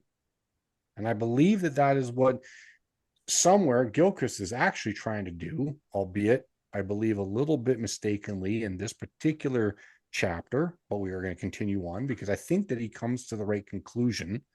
I do not agree with him on much of what is stated. This is why we have thoroughly enjoyed Matthew being a part of this particular episode, because we really wanted this context. We want it for those who will view this show, is that even we as the plebs, the non-academic types, are sitting downstream of Gilchrist's intentions, and yet still under God's design, because poor Gilchrist, he's got a brain and his hemispheres are doing a thing, and we know damn well they're doing a thing because we got the books. So what we're trying to do is go, let's take the intentions that all of these great minds are trying to help all of us figure out, but it is by our own conviction. It is by our own trying to solve the paradoxes within whatever realm on the ladder of life that we are trying to ascend, to be able to be the better versions or the best. Now, what's the more perfect union, right? Like, what is that? That's a paradox in and of itself. Perfect is supposed to be stasis, but I don't agree with that. More perfect means possibility and a continuation, and that takes generational participation. So that means that we all have a responsibility then. And I think that that's what Socrates, Plato was trying to get at. And I think that this is something that Gilchrist is understanding by his hemisphere problem that he's trying to answer. I just believe that he kind of missed the boat on this one. He missed the value of what was being offered in all of these works, and he missed the intentions of Nietzsche, and he missed the intentions of the Apollonian, Dionysian, and the cults, and there's we are all downstream of someone else's intentions, and we're literally trying to help culture people that would watch this to say, you have a say. You have a say in those people's intentions, and you can say, no, thank you. Yeah. Well said.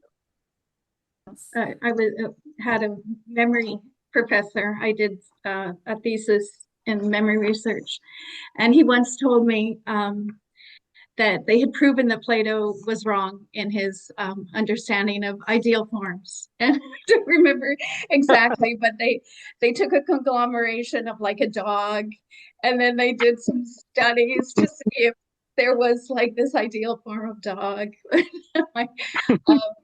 And I once, Matt often says, like the cage we put around our mind, especially in the West. And when I went to his home, it was backing onto the forest, and it was his backyard was surrounded by a 12-foot chain link fence and with barbed wire on top, literally, to protect his cats. But it was just it was very, very sad in a sense. And then he once told me that he was Skinnerian. So I'm just gonna get done and get out as quickly as possible. But yeah. I have a question related to, I got to watch Matt's new lecture series, his teachings, and I saw the Plato versus Aristotle. Matt has three methods in approaching the history of science and understanding the progress of history. And you can approach that from three different methods: bottom up, which is more behavioral, that humanity is driven more by pleasure versus pain, or Freudian, or punishment, reward, however you want to put that. Top down, which is cycles and ages, that who we are in a particular time is directed by the age with which we live. And I think you gave the example of Baroque music, Matt. And then the third method is like the universal history, the higher order of ideas. And so I've never found anything as powerful as approaching history from the higher order of ideas.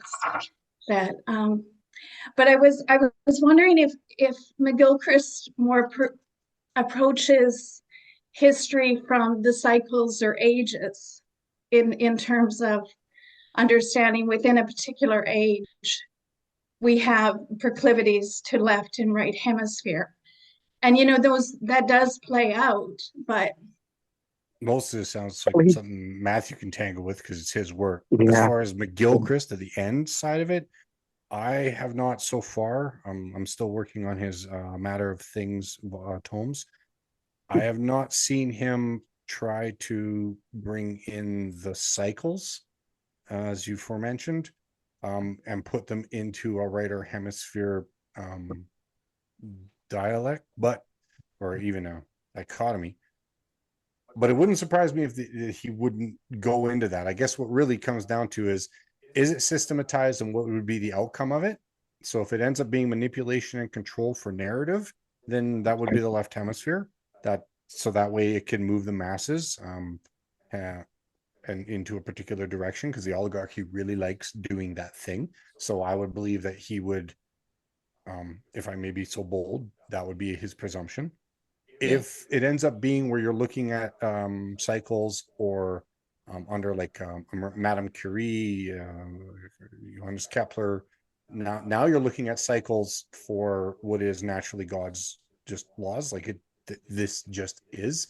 This is one of the reasons why I do applaud Gilchrist's work, because in spite of whether or not there are certain dynamics that aren't kept into context of the intent of, say, oligarchy, he is trying to demonstrate this is what your brain does.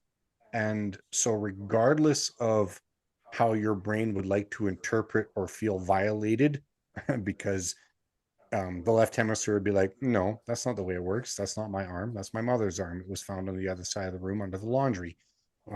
There's medical facts that this has been done when you isolate the right hemisphere away from the left hemisphere. So we do the thing. And so you need to understand that in spite of your philosophical standpoint, both your hemispheres have intentions. And this is what he's trying to help solve, is this understanding. So you could look at the cyclical side of ages from the right hemisphere's perspective, and that would be, these are the downstream consequences of us. It's almost like reactionary. It's truly understanding Galileo's pendulum, and once released in the energy, it's going to move. So on a global level, the left does like politically left. Now I'm talking in that realm.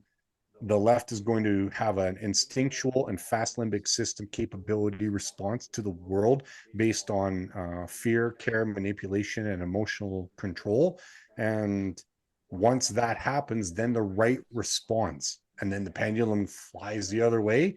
And then the oligarchy goes, great, that's a natural thing that's going to happen. Now we want to control, manipulate, and guide that Overton window so that we can send all the conservatives' children to war, while we have bankrupted a system, and you guys are all pissed that you need a response to the thing that we created with your brothers and sisters that were a little more left-leaning in the proclivity of thought. Like, I think Gilchrist is showing us how to help solve the magic trick that the oligarchy plays on us without realizing the oligarchy does the thing. And we need to be aware of that. Otherwise, either side of the pendulum gets weaponized. And then on the other facets of what you discussed, this is really more Matthew's realm of understanding than mine. Well, on that, the very thing, if we all remember going back to the beginning when we were talking about the direction of writing, Sue, you just described the first one you said was bottom up. The left hemisphere likes reading lines bottom up. The right hemisphere likes reading lines top down, which was the next thing you said. So that would be, and I know Matthew, when creating these, didn't consciously pick them knowing that each hemisphere likes these approaches. But the left he described first, then he did the right, and then what is the universal, the coming together of both, where you get the expansion of both horizontal and vertical. And just that subconscious, again, there's the hemispheres playing out. You didn't pick it consciously because you don't. And yet it still embodies a beautiful thing and helps us. I was just like, that is so cool. Right. Beautiful, Maddie. And if we were all taught universal history, it would transform our culture in one generation. And we would have this beautiful harmonic balance, maybe between Maybe you're always going to have a left hemisphere trying to subvert. And this is the part where, unfortunately, we're not being honest enough with ourselves. It's utopia will never exist. But the best version of it for the longest period of time, that's possible if we love each other enough to pull our heads out of our left hemispheric asses. We can get closer. Yes, ma'am. Well, I think that's the one thing. I was talking to Cynthia earlier on today because we had this class on Leibniz and his theodicy and how it was subverted by these Jesuitical fuckheads. And after Leibniz died, Par and it's quite, excellence. yeah, and it's quite something because you in the course of that, his enemies, one of these characters who was leading the fight to destroy his undermine his idea of the methodology, his science, his work on every, and he made the point that what's frustrating about Leibniz is that he made like brilliant breakthroughs in every field that he touched, whether it's in the study of history, geology, physics. He was discovering the infinitesimal calculus. He was like every single thing. He was like a Da Vinci to the extreme. And he gave his passion to something. He would master the essentials to the point that he would go to the boundary conditions of all that was known quicker than anybody else. He would just like outpace all of the experts, press on the unknown, and then make like revolutionary breakthroughs because he was always using the Platonic method. He was writing in Platonic dialogues. He was training himself to have like Platonic modality internally, and he would always question the core axioms, right? So you don't get lost in the forever details of some secondary or tertiary feature of an argument that you can like write treatises about, and like how many angels can dance on the pinhead of a needle, is it 1002 or 1008 or whatever, and then write, dissertations about that and make a career out of and get peer reviewed out of this shit. Is there 13, multiverses before the Big Bang, or 32 multiverses, and what? So whatever. And Leibniz, just like Kepler, but especially Leibniz, he was like always going to the core axioms of like, what are we actually assuming here at the root without getting messed up too much in the details. Although he would still be able to wield his material well enough to be able to also like fight in detail land too, right? Which is why he could go into debates the same time as he would go even deeper. So he would be the one to make the discoveries. And again, he was pretty young even when he was doing this stuff. He was starting to make these big breakthroughs in his 20s. Gauss as well was discovering the orbit of Ceres when he was like 19. And like you just see the pace of development for everybody who chooses to like shift gears and like tap into that paradigm. They are able to just do things that below them that are impossible if you were like remaining the old gear system, right, of the accepted academics that were utilizing the Aristotelian or some version of an Aristotelian or whatever other non-Platonic mode of thinking you wish to adopt. It's so energy intensive, and you don't get shit done. You progress so slowly that people can say, oh, it's always 30 years before we get fusion. We'll never get fusion. It's like, yeah, because you're using a bad method of thinking. You'll never get fusion. You'll never make a discovery.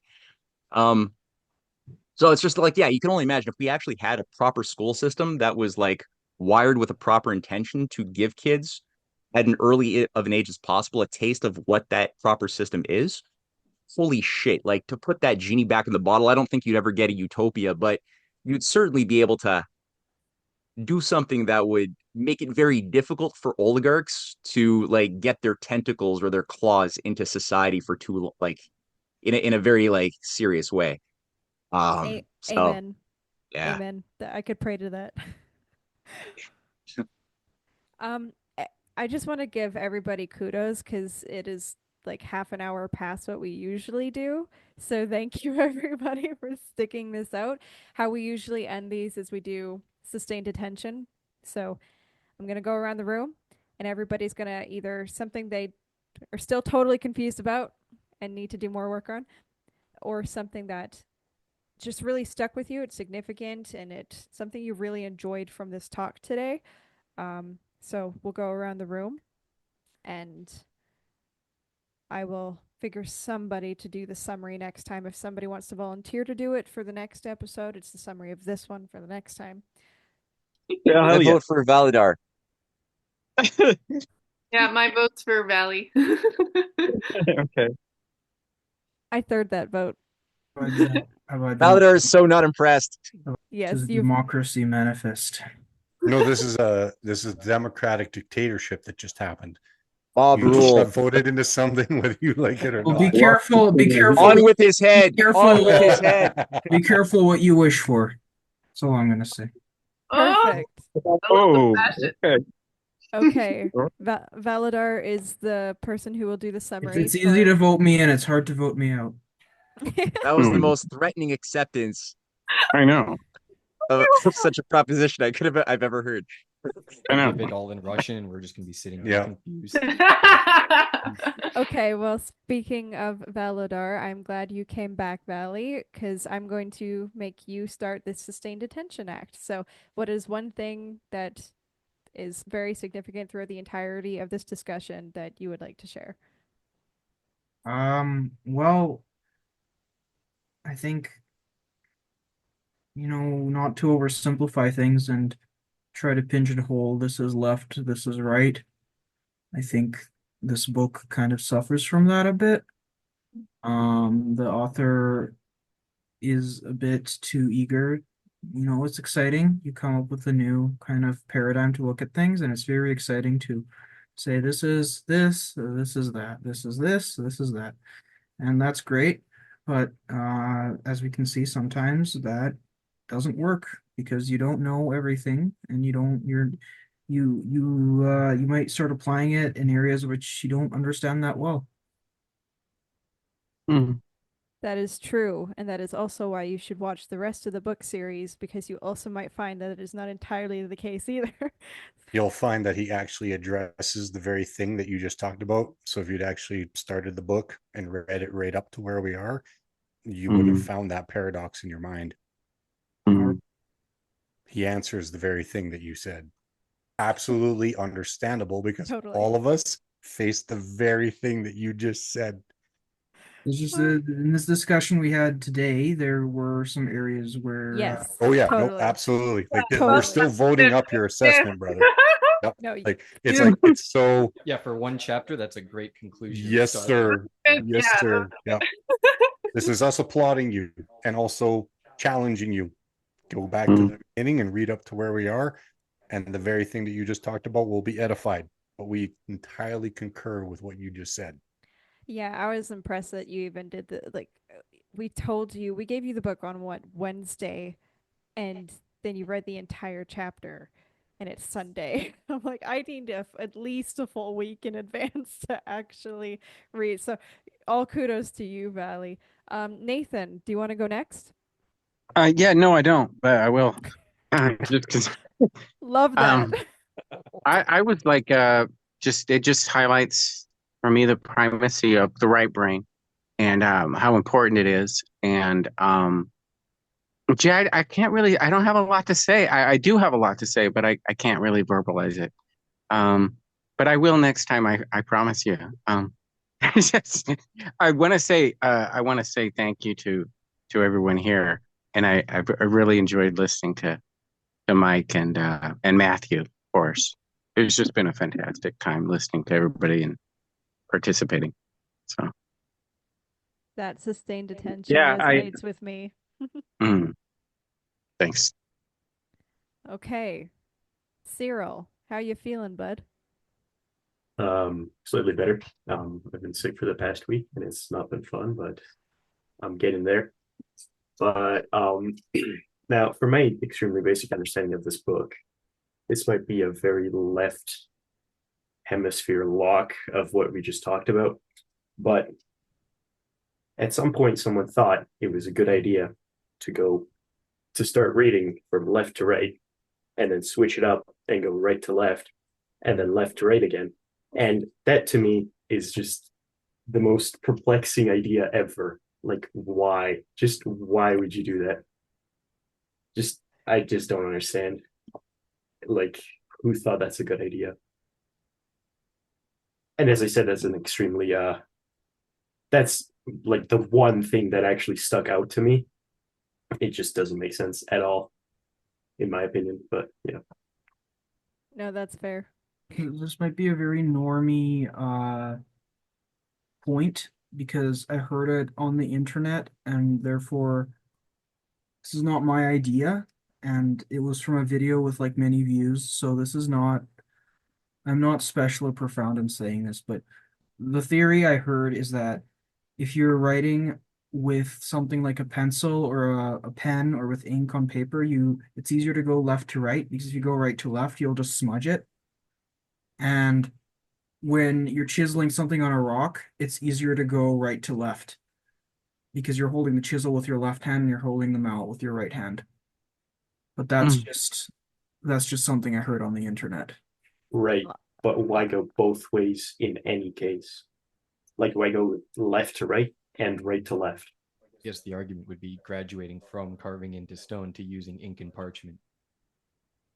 That's very Are fair. you talking about that intermediary period in like 500 BC where there was that synergy, like where he describes how they would like snake around and do like Yes. that Yeah. or something? Yeah. That's what you're talking about? Yeah. Yeah. Yeah. I believe that there's utilitarian need to save on ink and quill. And there was only so much time in a day, and they literally put 18 hours worth of writing because scribes was a trade. So I'm going to presume that somewhere in there was the left hemisphere's need for systematizing efficiency on the product necessary that it takes to create the ink and the quills for writing. This is just a theory, but I would believe that coming from, I come from the drilling rigs background, so we have a very like practical way of looking at how to solve problems and what it would take in order to make the operation more efficient and beneficial for the powers that be that have invested into pulling up the energy from the ground.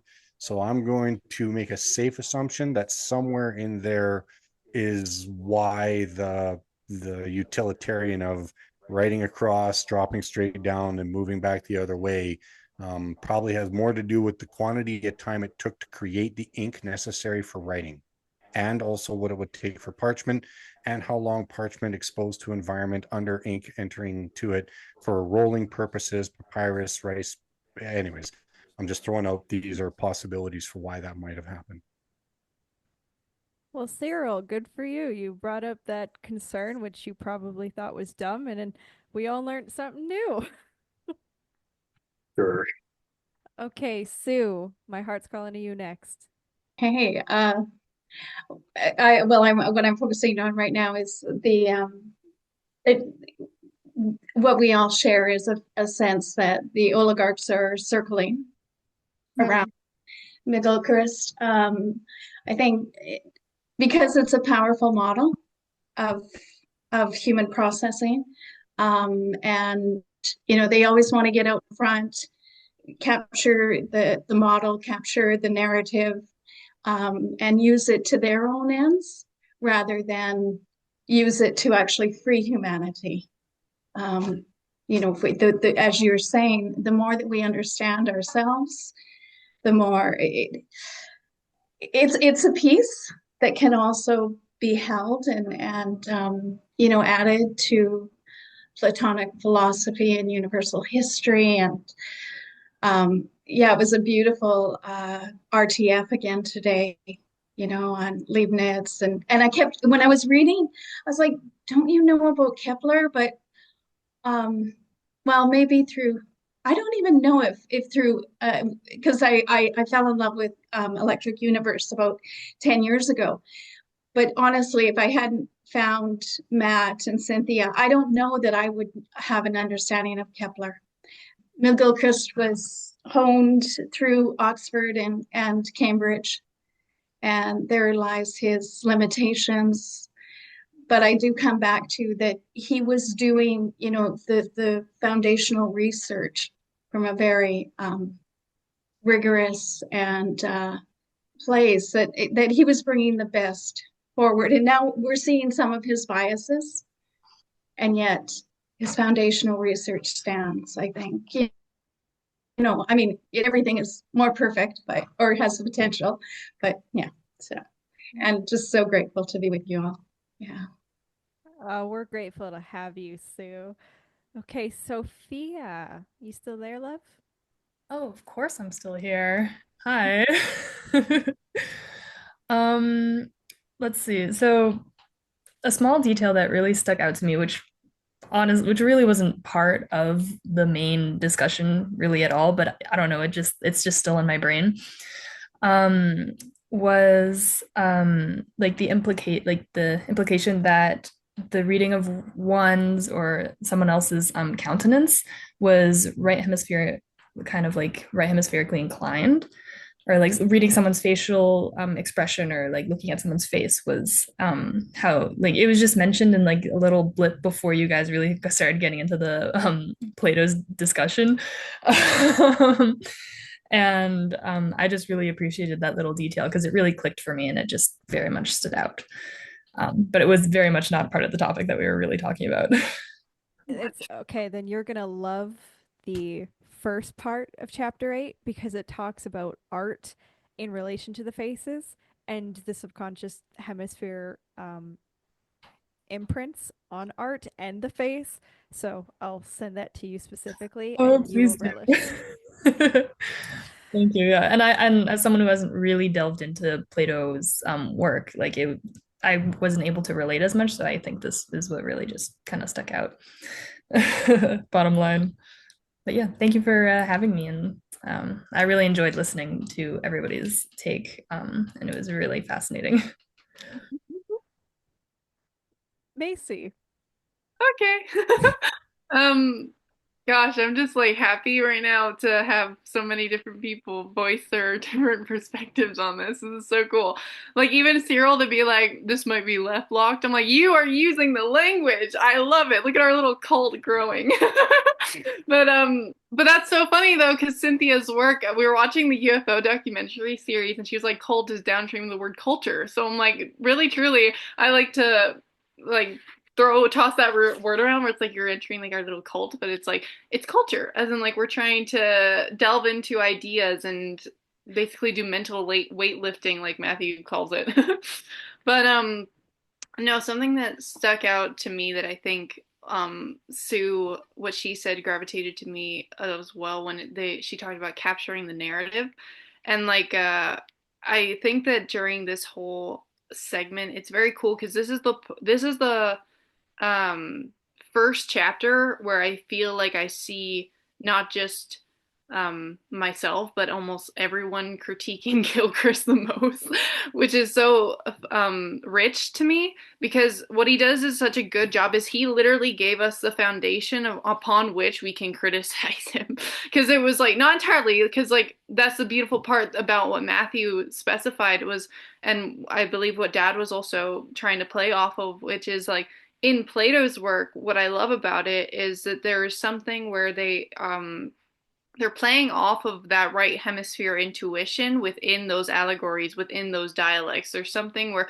because my brain thought, I'm like, so often when you look at Gnosticism or secret hidden knowledge, they always kind of go like, you got to do all these things, and once you reach this point, you got it. You figured it out. Great, right? And I thought about that in terms of Plato sometimes because I was like, well, it feels like you're going down this linear like dialect, and then boom, you got it.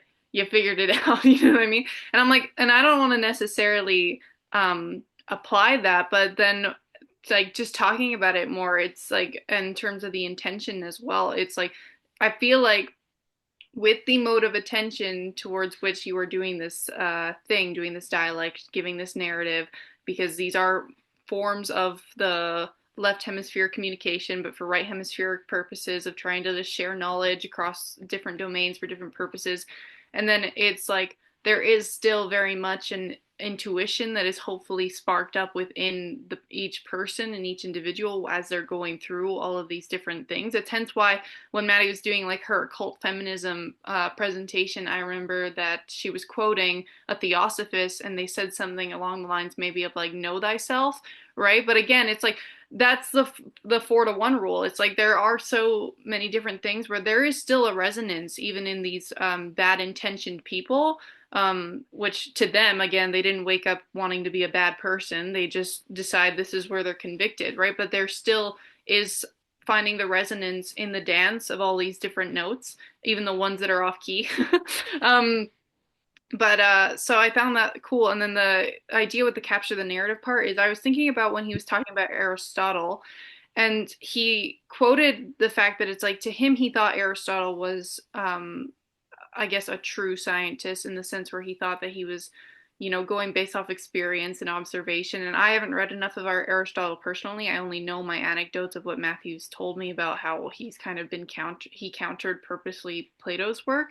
But what I do understand is the fact that it's like, okay, so regardless, he thinks that the pattern is that if you are a scientist that is more along the lines of observation in the experiential world, he would consider that more right hemispherically inclined. Whether or not Aristotle was that or not is kind of like where I'm like, okay, but that's what he was thinking.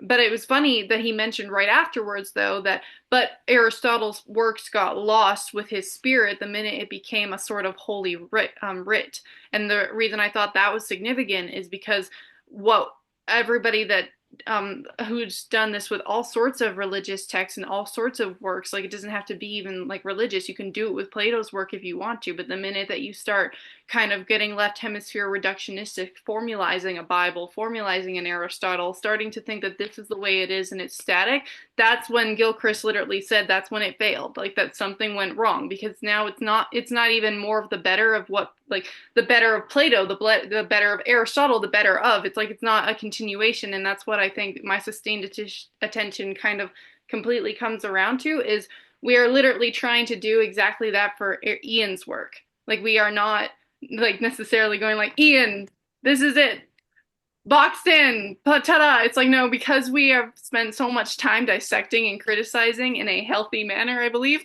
we are quite literally embodying that which Gilchrist is, I think, trying to come across as it'd be a bad thing if we were getting a little bit too left hemispherically dogmatic. So I think that actually he would find this very fruitful. But yeah, so that was mine. Aw, that was lovely, Matthew. Considerations. Yeah, the, I guess the thoughts that are sort of dancing around in my head right now. I would like to explore more the question, as Sophia pointed out, of portraiture and the evolution of portraiture as far as being able to be you compare it to the type of very stiff, rigid, hieroglyphic or just rigid representation of anatomy and of faces before. You have like the funeral casks is what was coming to my mind, in Northern Africa and Egypt in the what was it, 3rd, 4th, 5th century BC. And these things look like they could have been done by Rembrandt in the Renaissance, and that was a common thing in society to have these hyper realistic, very beautiful renditions of yourself at different ages of usually your youthfulness, and that were painted and placed in people's homes that they know was going to be on their coffins when they died. So it was a way to sort of come to terms with the fact of our mortality, but to do it in a very artful way. And you look at some of these paintings, and there's such a life in the eyes, and it's like nothing that came before. And I don't know, it tickles my imagination to think like what kind of society, what types of changes were put into motion culturally that was able to result in such a practice so widespread around the Mediterranean of that epoch, and how that pertains to how different facets of the brain began to become engaged, that were not necessarily as active in that way beforehand.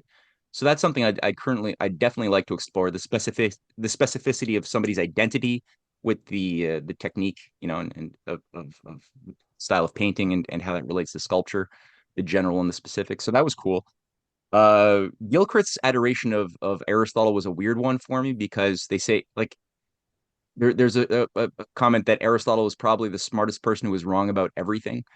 And so literally every scientific thought that he had was wrong, from like how women have different quantities of teeth than men, and like very basic stuff, as well as the crystal spheres around the planet, around Earth, that are like, shaping the behavior of the planets. He's wrong about everything, even though he had the ability to know about comets that would have transversed past them.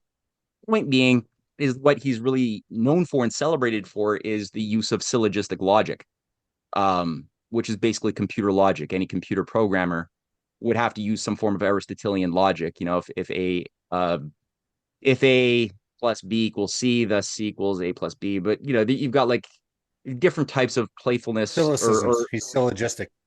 Syllogistic, yeah. Yep.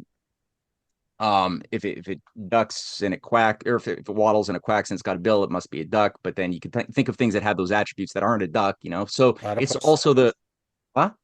Platypus. It could be a platypus, right? I don't know if it quacks, but yeah, sure. Or somebody I'm sure if you squeeze it the right way, it sounds like a quack. somebody wearing a duck suit, right? Some human wearing a duck suit. I don't know. Okay. That ain't a duck. You don't want So to squeeze a platypuses are dangerous, man. They have poison Platypuses are like spines. they have claws and poisonous claws at that, and they will do not squeeze a platypus. You don't want to. Careful, play there. that's gonna get Let's memed, leave it at Matt. that. You just said platypuses are dangerous in the way that you did it. Oh man, that could go viral. Fuck around with platypus. Nightmares are made out of. Sorry, Valadar. What was that, Valadar? I said they have poisonous spines, but only the males do. So squeeze Only it the from males. one. Yeah. All right, just don't let her husband catch you. Yeah. So, yeah, that was that, and I think I would just, yeah, I mean, what Valadar said as well about the lesson to find the good, and I guess that was sort of a theme hovering over this entire session of like finding the usefulness of a potent theory, but at the same time, don't worship it. Be aware of Right. its fallacies, because if you start using it as a substitute for your own thinking, you will all of a sudden start mislabeling things, left hemisphere, right hemisphere, and forget the what we identified was happening here through some of these diagnostics of you'll forget to think about the context of what's falling outside of your model. So good lesson there to for everyone just to be aware of find the usefulness, but don't worship the tool. So that's all good. Good stuff. That's great. I will put the episode of part 8A in the description, since Matthew again expressed appreciation for the artistic portion of the hemisphere's imprint on past cultures and societies, because he did that a lot in chapter 8. So I'll put that in description so people can go find it. Yeah, even so, we didn't even get to the Roman period, but I he started know talking we about didn't that talk with about the Roman Empire. So if you're interested, yeah, just read. read the book. Yeah, if you're interested, read. Kyle. Yeah.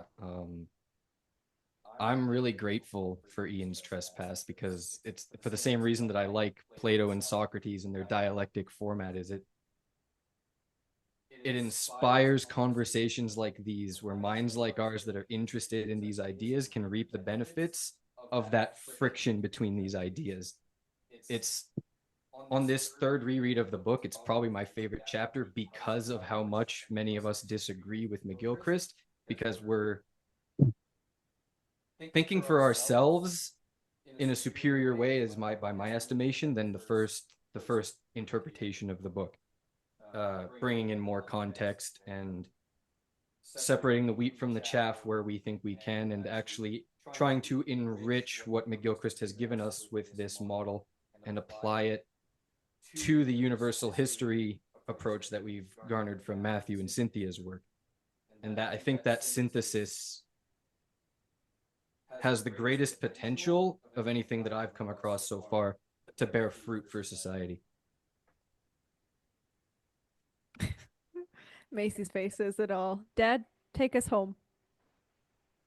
Hard to follow up on that. That was actually fantastic on Kyle's part. It plays to I've said before in the series, the right hemisphere's weakness, if you will call it that, is the potential. And this is, I will accept that willingly, because we don't update without it. There's no two ways about it. And the thing is that we're trying to navigate, as I've said on like shows where, Matthew and Cynthia honored me by letting me talk with them, and like Courtenay.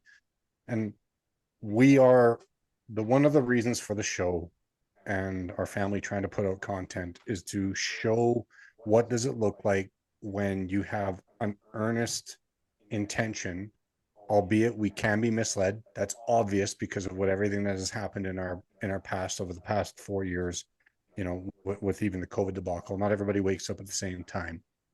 And so here we are, trying to navigate all sorts of different material, whether you're going to read something from Edward Bernays to Zbigniew Brzezinski to Iain McGilchrist. I'm currently finishing Jordan Peterson's book on We Who Wrestle with God.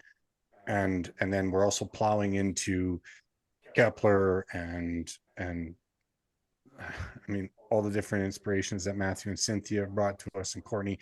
And the reason why that this is what it is because that's the sustained attention. The sustained attention is trying to create a culture where we think for ourselves, and then we also show what it looks like to think together. And I think that that's one of the beautiful things about the Zoom technology and the internet, this thing that we shouldn't toss out the baby with the bathwater. We're not a bunch of Luddites. It's like, no, you don't even get this type of opportunity where we get to sharpen each other's ideas, and as Kyle said, this friction, this energy that gets produced when you actually kind of take a look at the paradox and go, okay, now wait a minute, sir, like as in addressing McGilchrist in this particular chapter. And this is important. It's not just important for like older fellows like myself or Sue or, I mean, like, ma'am. It's like the reason being is that there's a certain amount of time that's passed, and we have to recognize our time in the story. But it's very important to understand when you entered it, and that you are for the time such as this. So is Matthew, so is Cynthia, so is Mr. McGilchrist. So it is incumbent upon us with that responsibility and the very thing that Kyle had mentioned. So like ultimately I'm trying to complement that, is like my sustained attention is we need to do more of this, because we have way more people within all of our cultures that, as we're going to see later in Gilchrist's work when we get to the further chapters, where he is trying to acknowledge what your society is going to look like when you have unbridled left hemispheric proclivity of thinking in its systematization of the world. And we have a series of individuals that Mr. McGilchrist is not keeping in consideration, because he is a product of his environment like any of us would be, and that we need to solve this paradox as rapidly as possible with as much earnest, honest willingness to fail in that pursuit, and demonstrate it what it looks like to folly, to stumble, but not fail. We are still doing the thing. It's literally happening with the show and where we go from here. And we want to do that so that others can find themselves going, oh, so this is what it looks like to sort of fumble fudge through the hemisphere's polarities, because you are a substance of that, or whether you want to be or not. This is your brain. This is what it does. And we need to become the benefactors of that knowledge so that we can start to write the synopsis of our story with a certain sense of honesty and outcome that inspires the younger generations to realize that, yeah, you do have the ability to save the world. It's going to be with where you are. And one of the ripple effects after where you are could be the rest of the planet. And what does that look like? And that, I guess that's what I'd like to offer, is my sustained attention. That's a very big picture, but that's where my mind is. I am so grateful for everybody to be here today. I love that, Dad, you picked today when Matthew has already dropped at least 3 F-bombs to say fumble fudge. I know. I love that. Okay, for editing purposes, everybody unmute and do me the huge favor of saying bye so I can put up the invisible outro that we don't have yet. Yeah, right. Bye. Bye. Goodbye. Bye. Bye, everybody.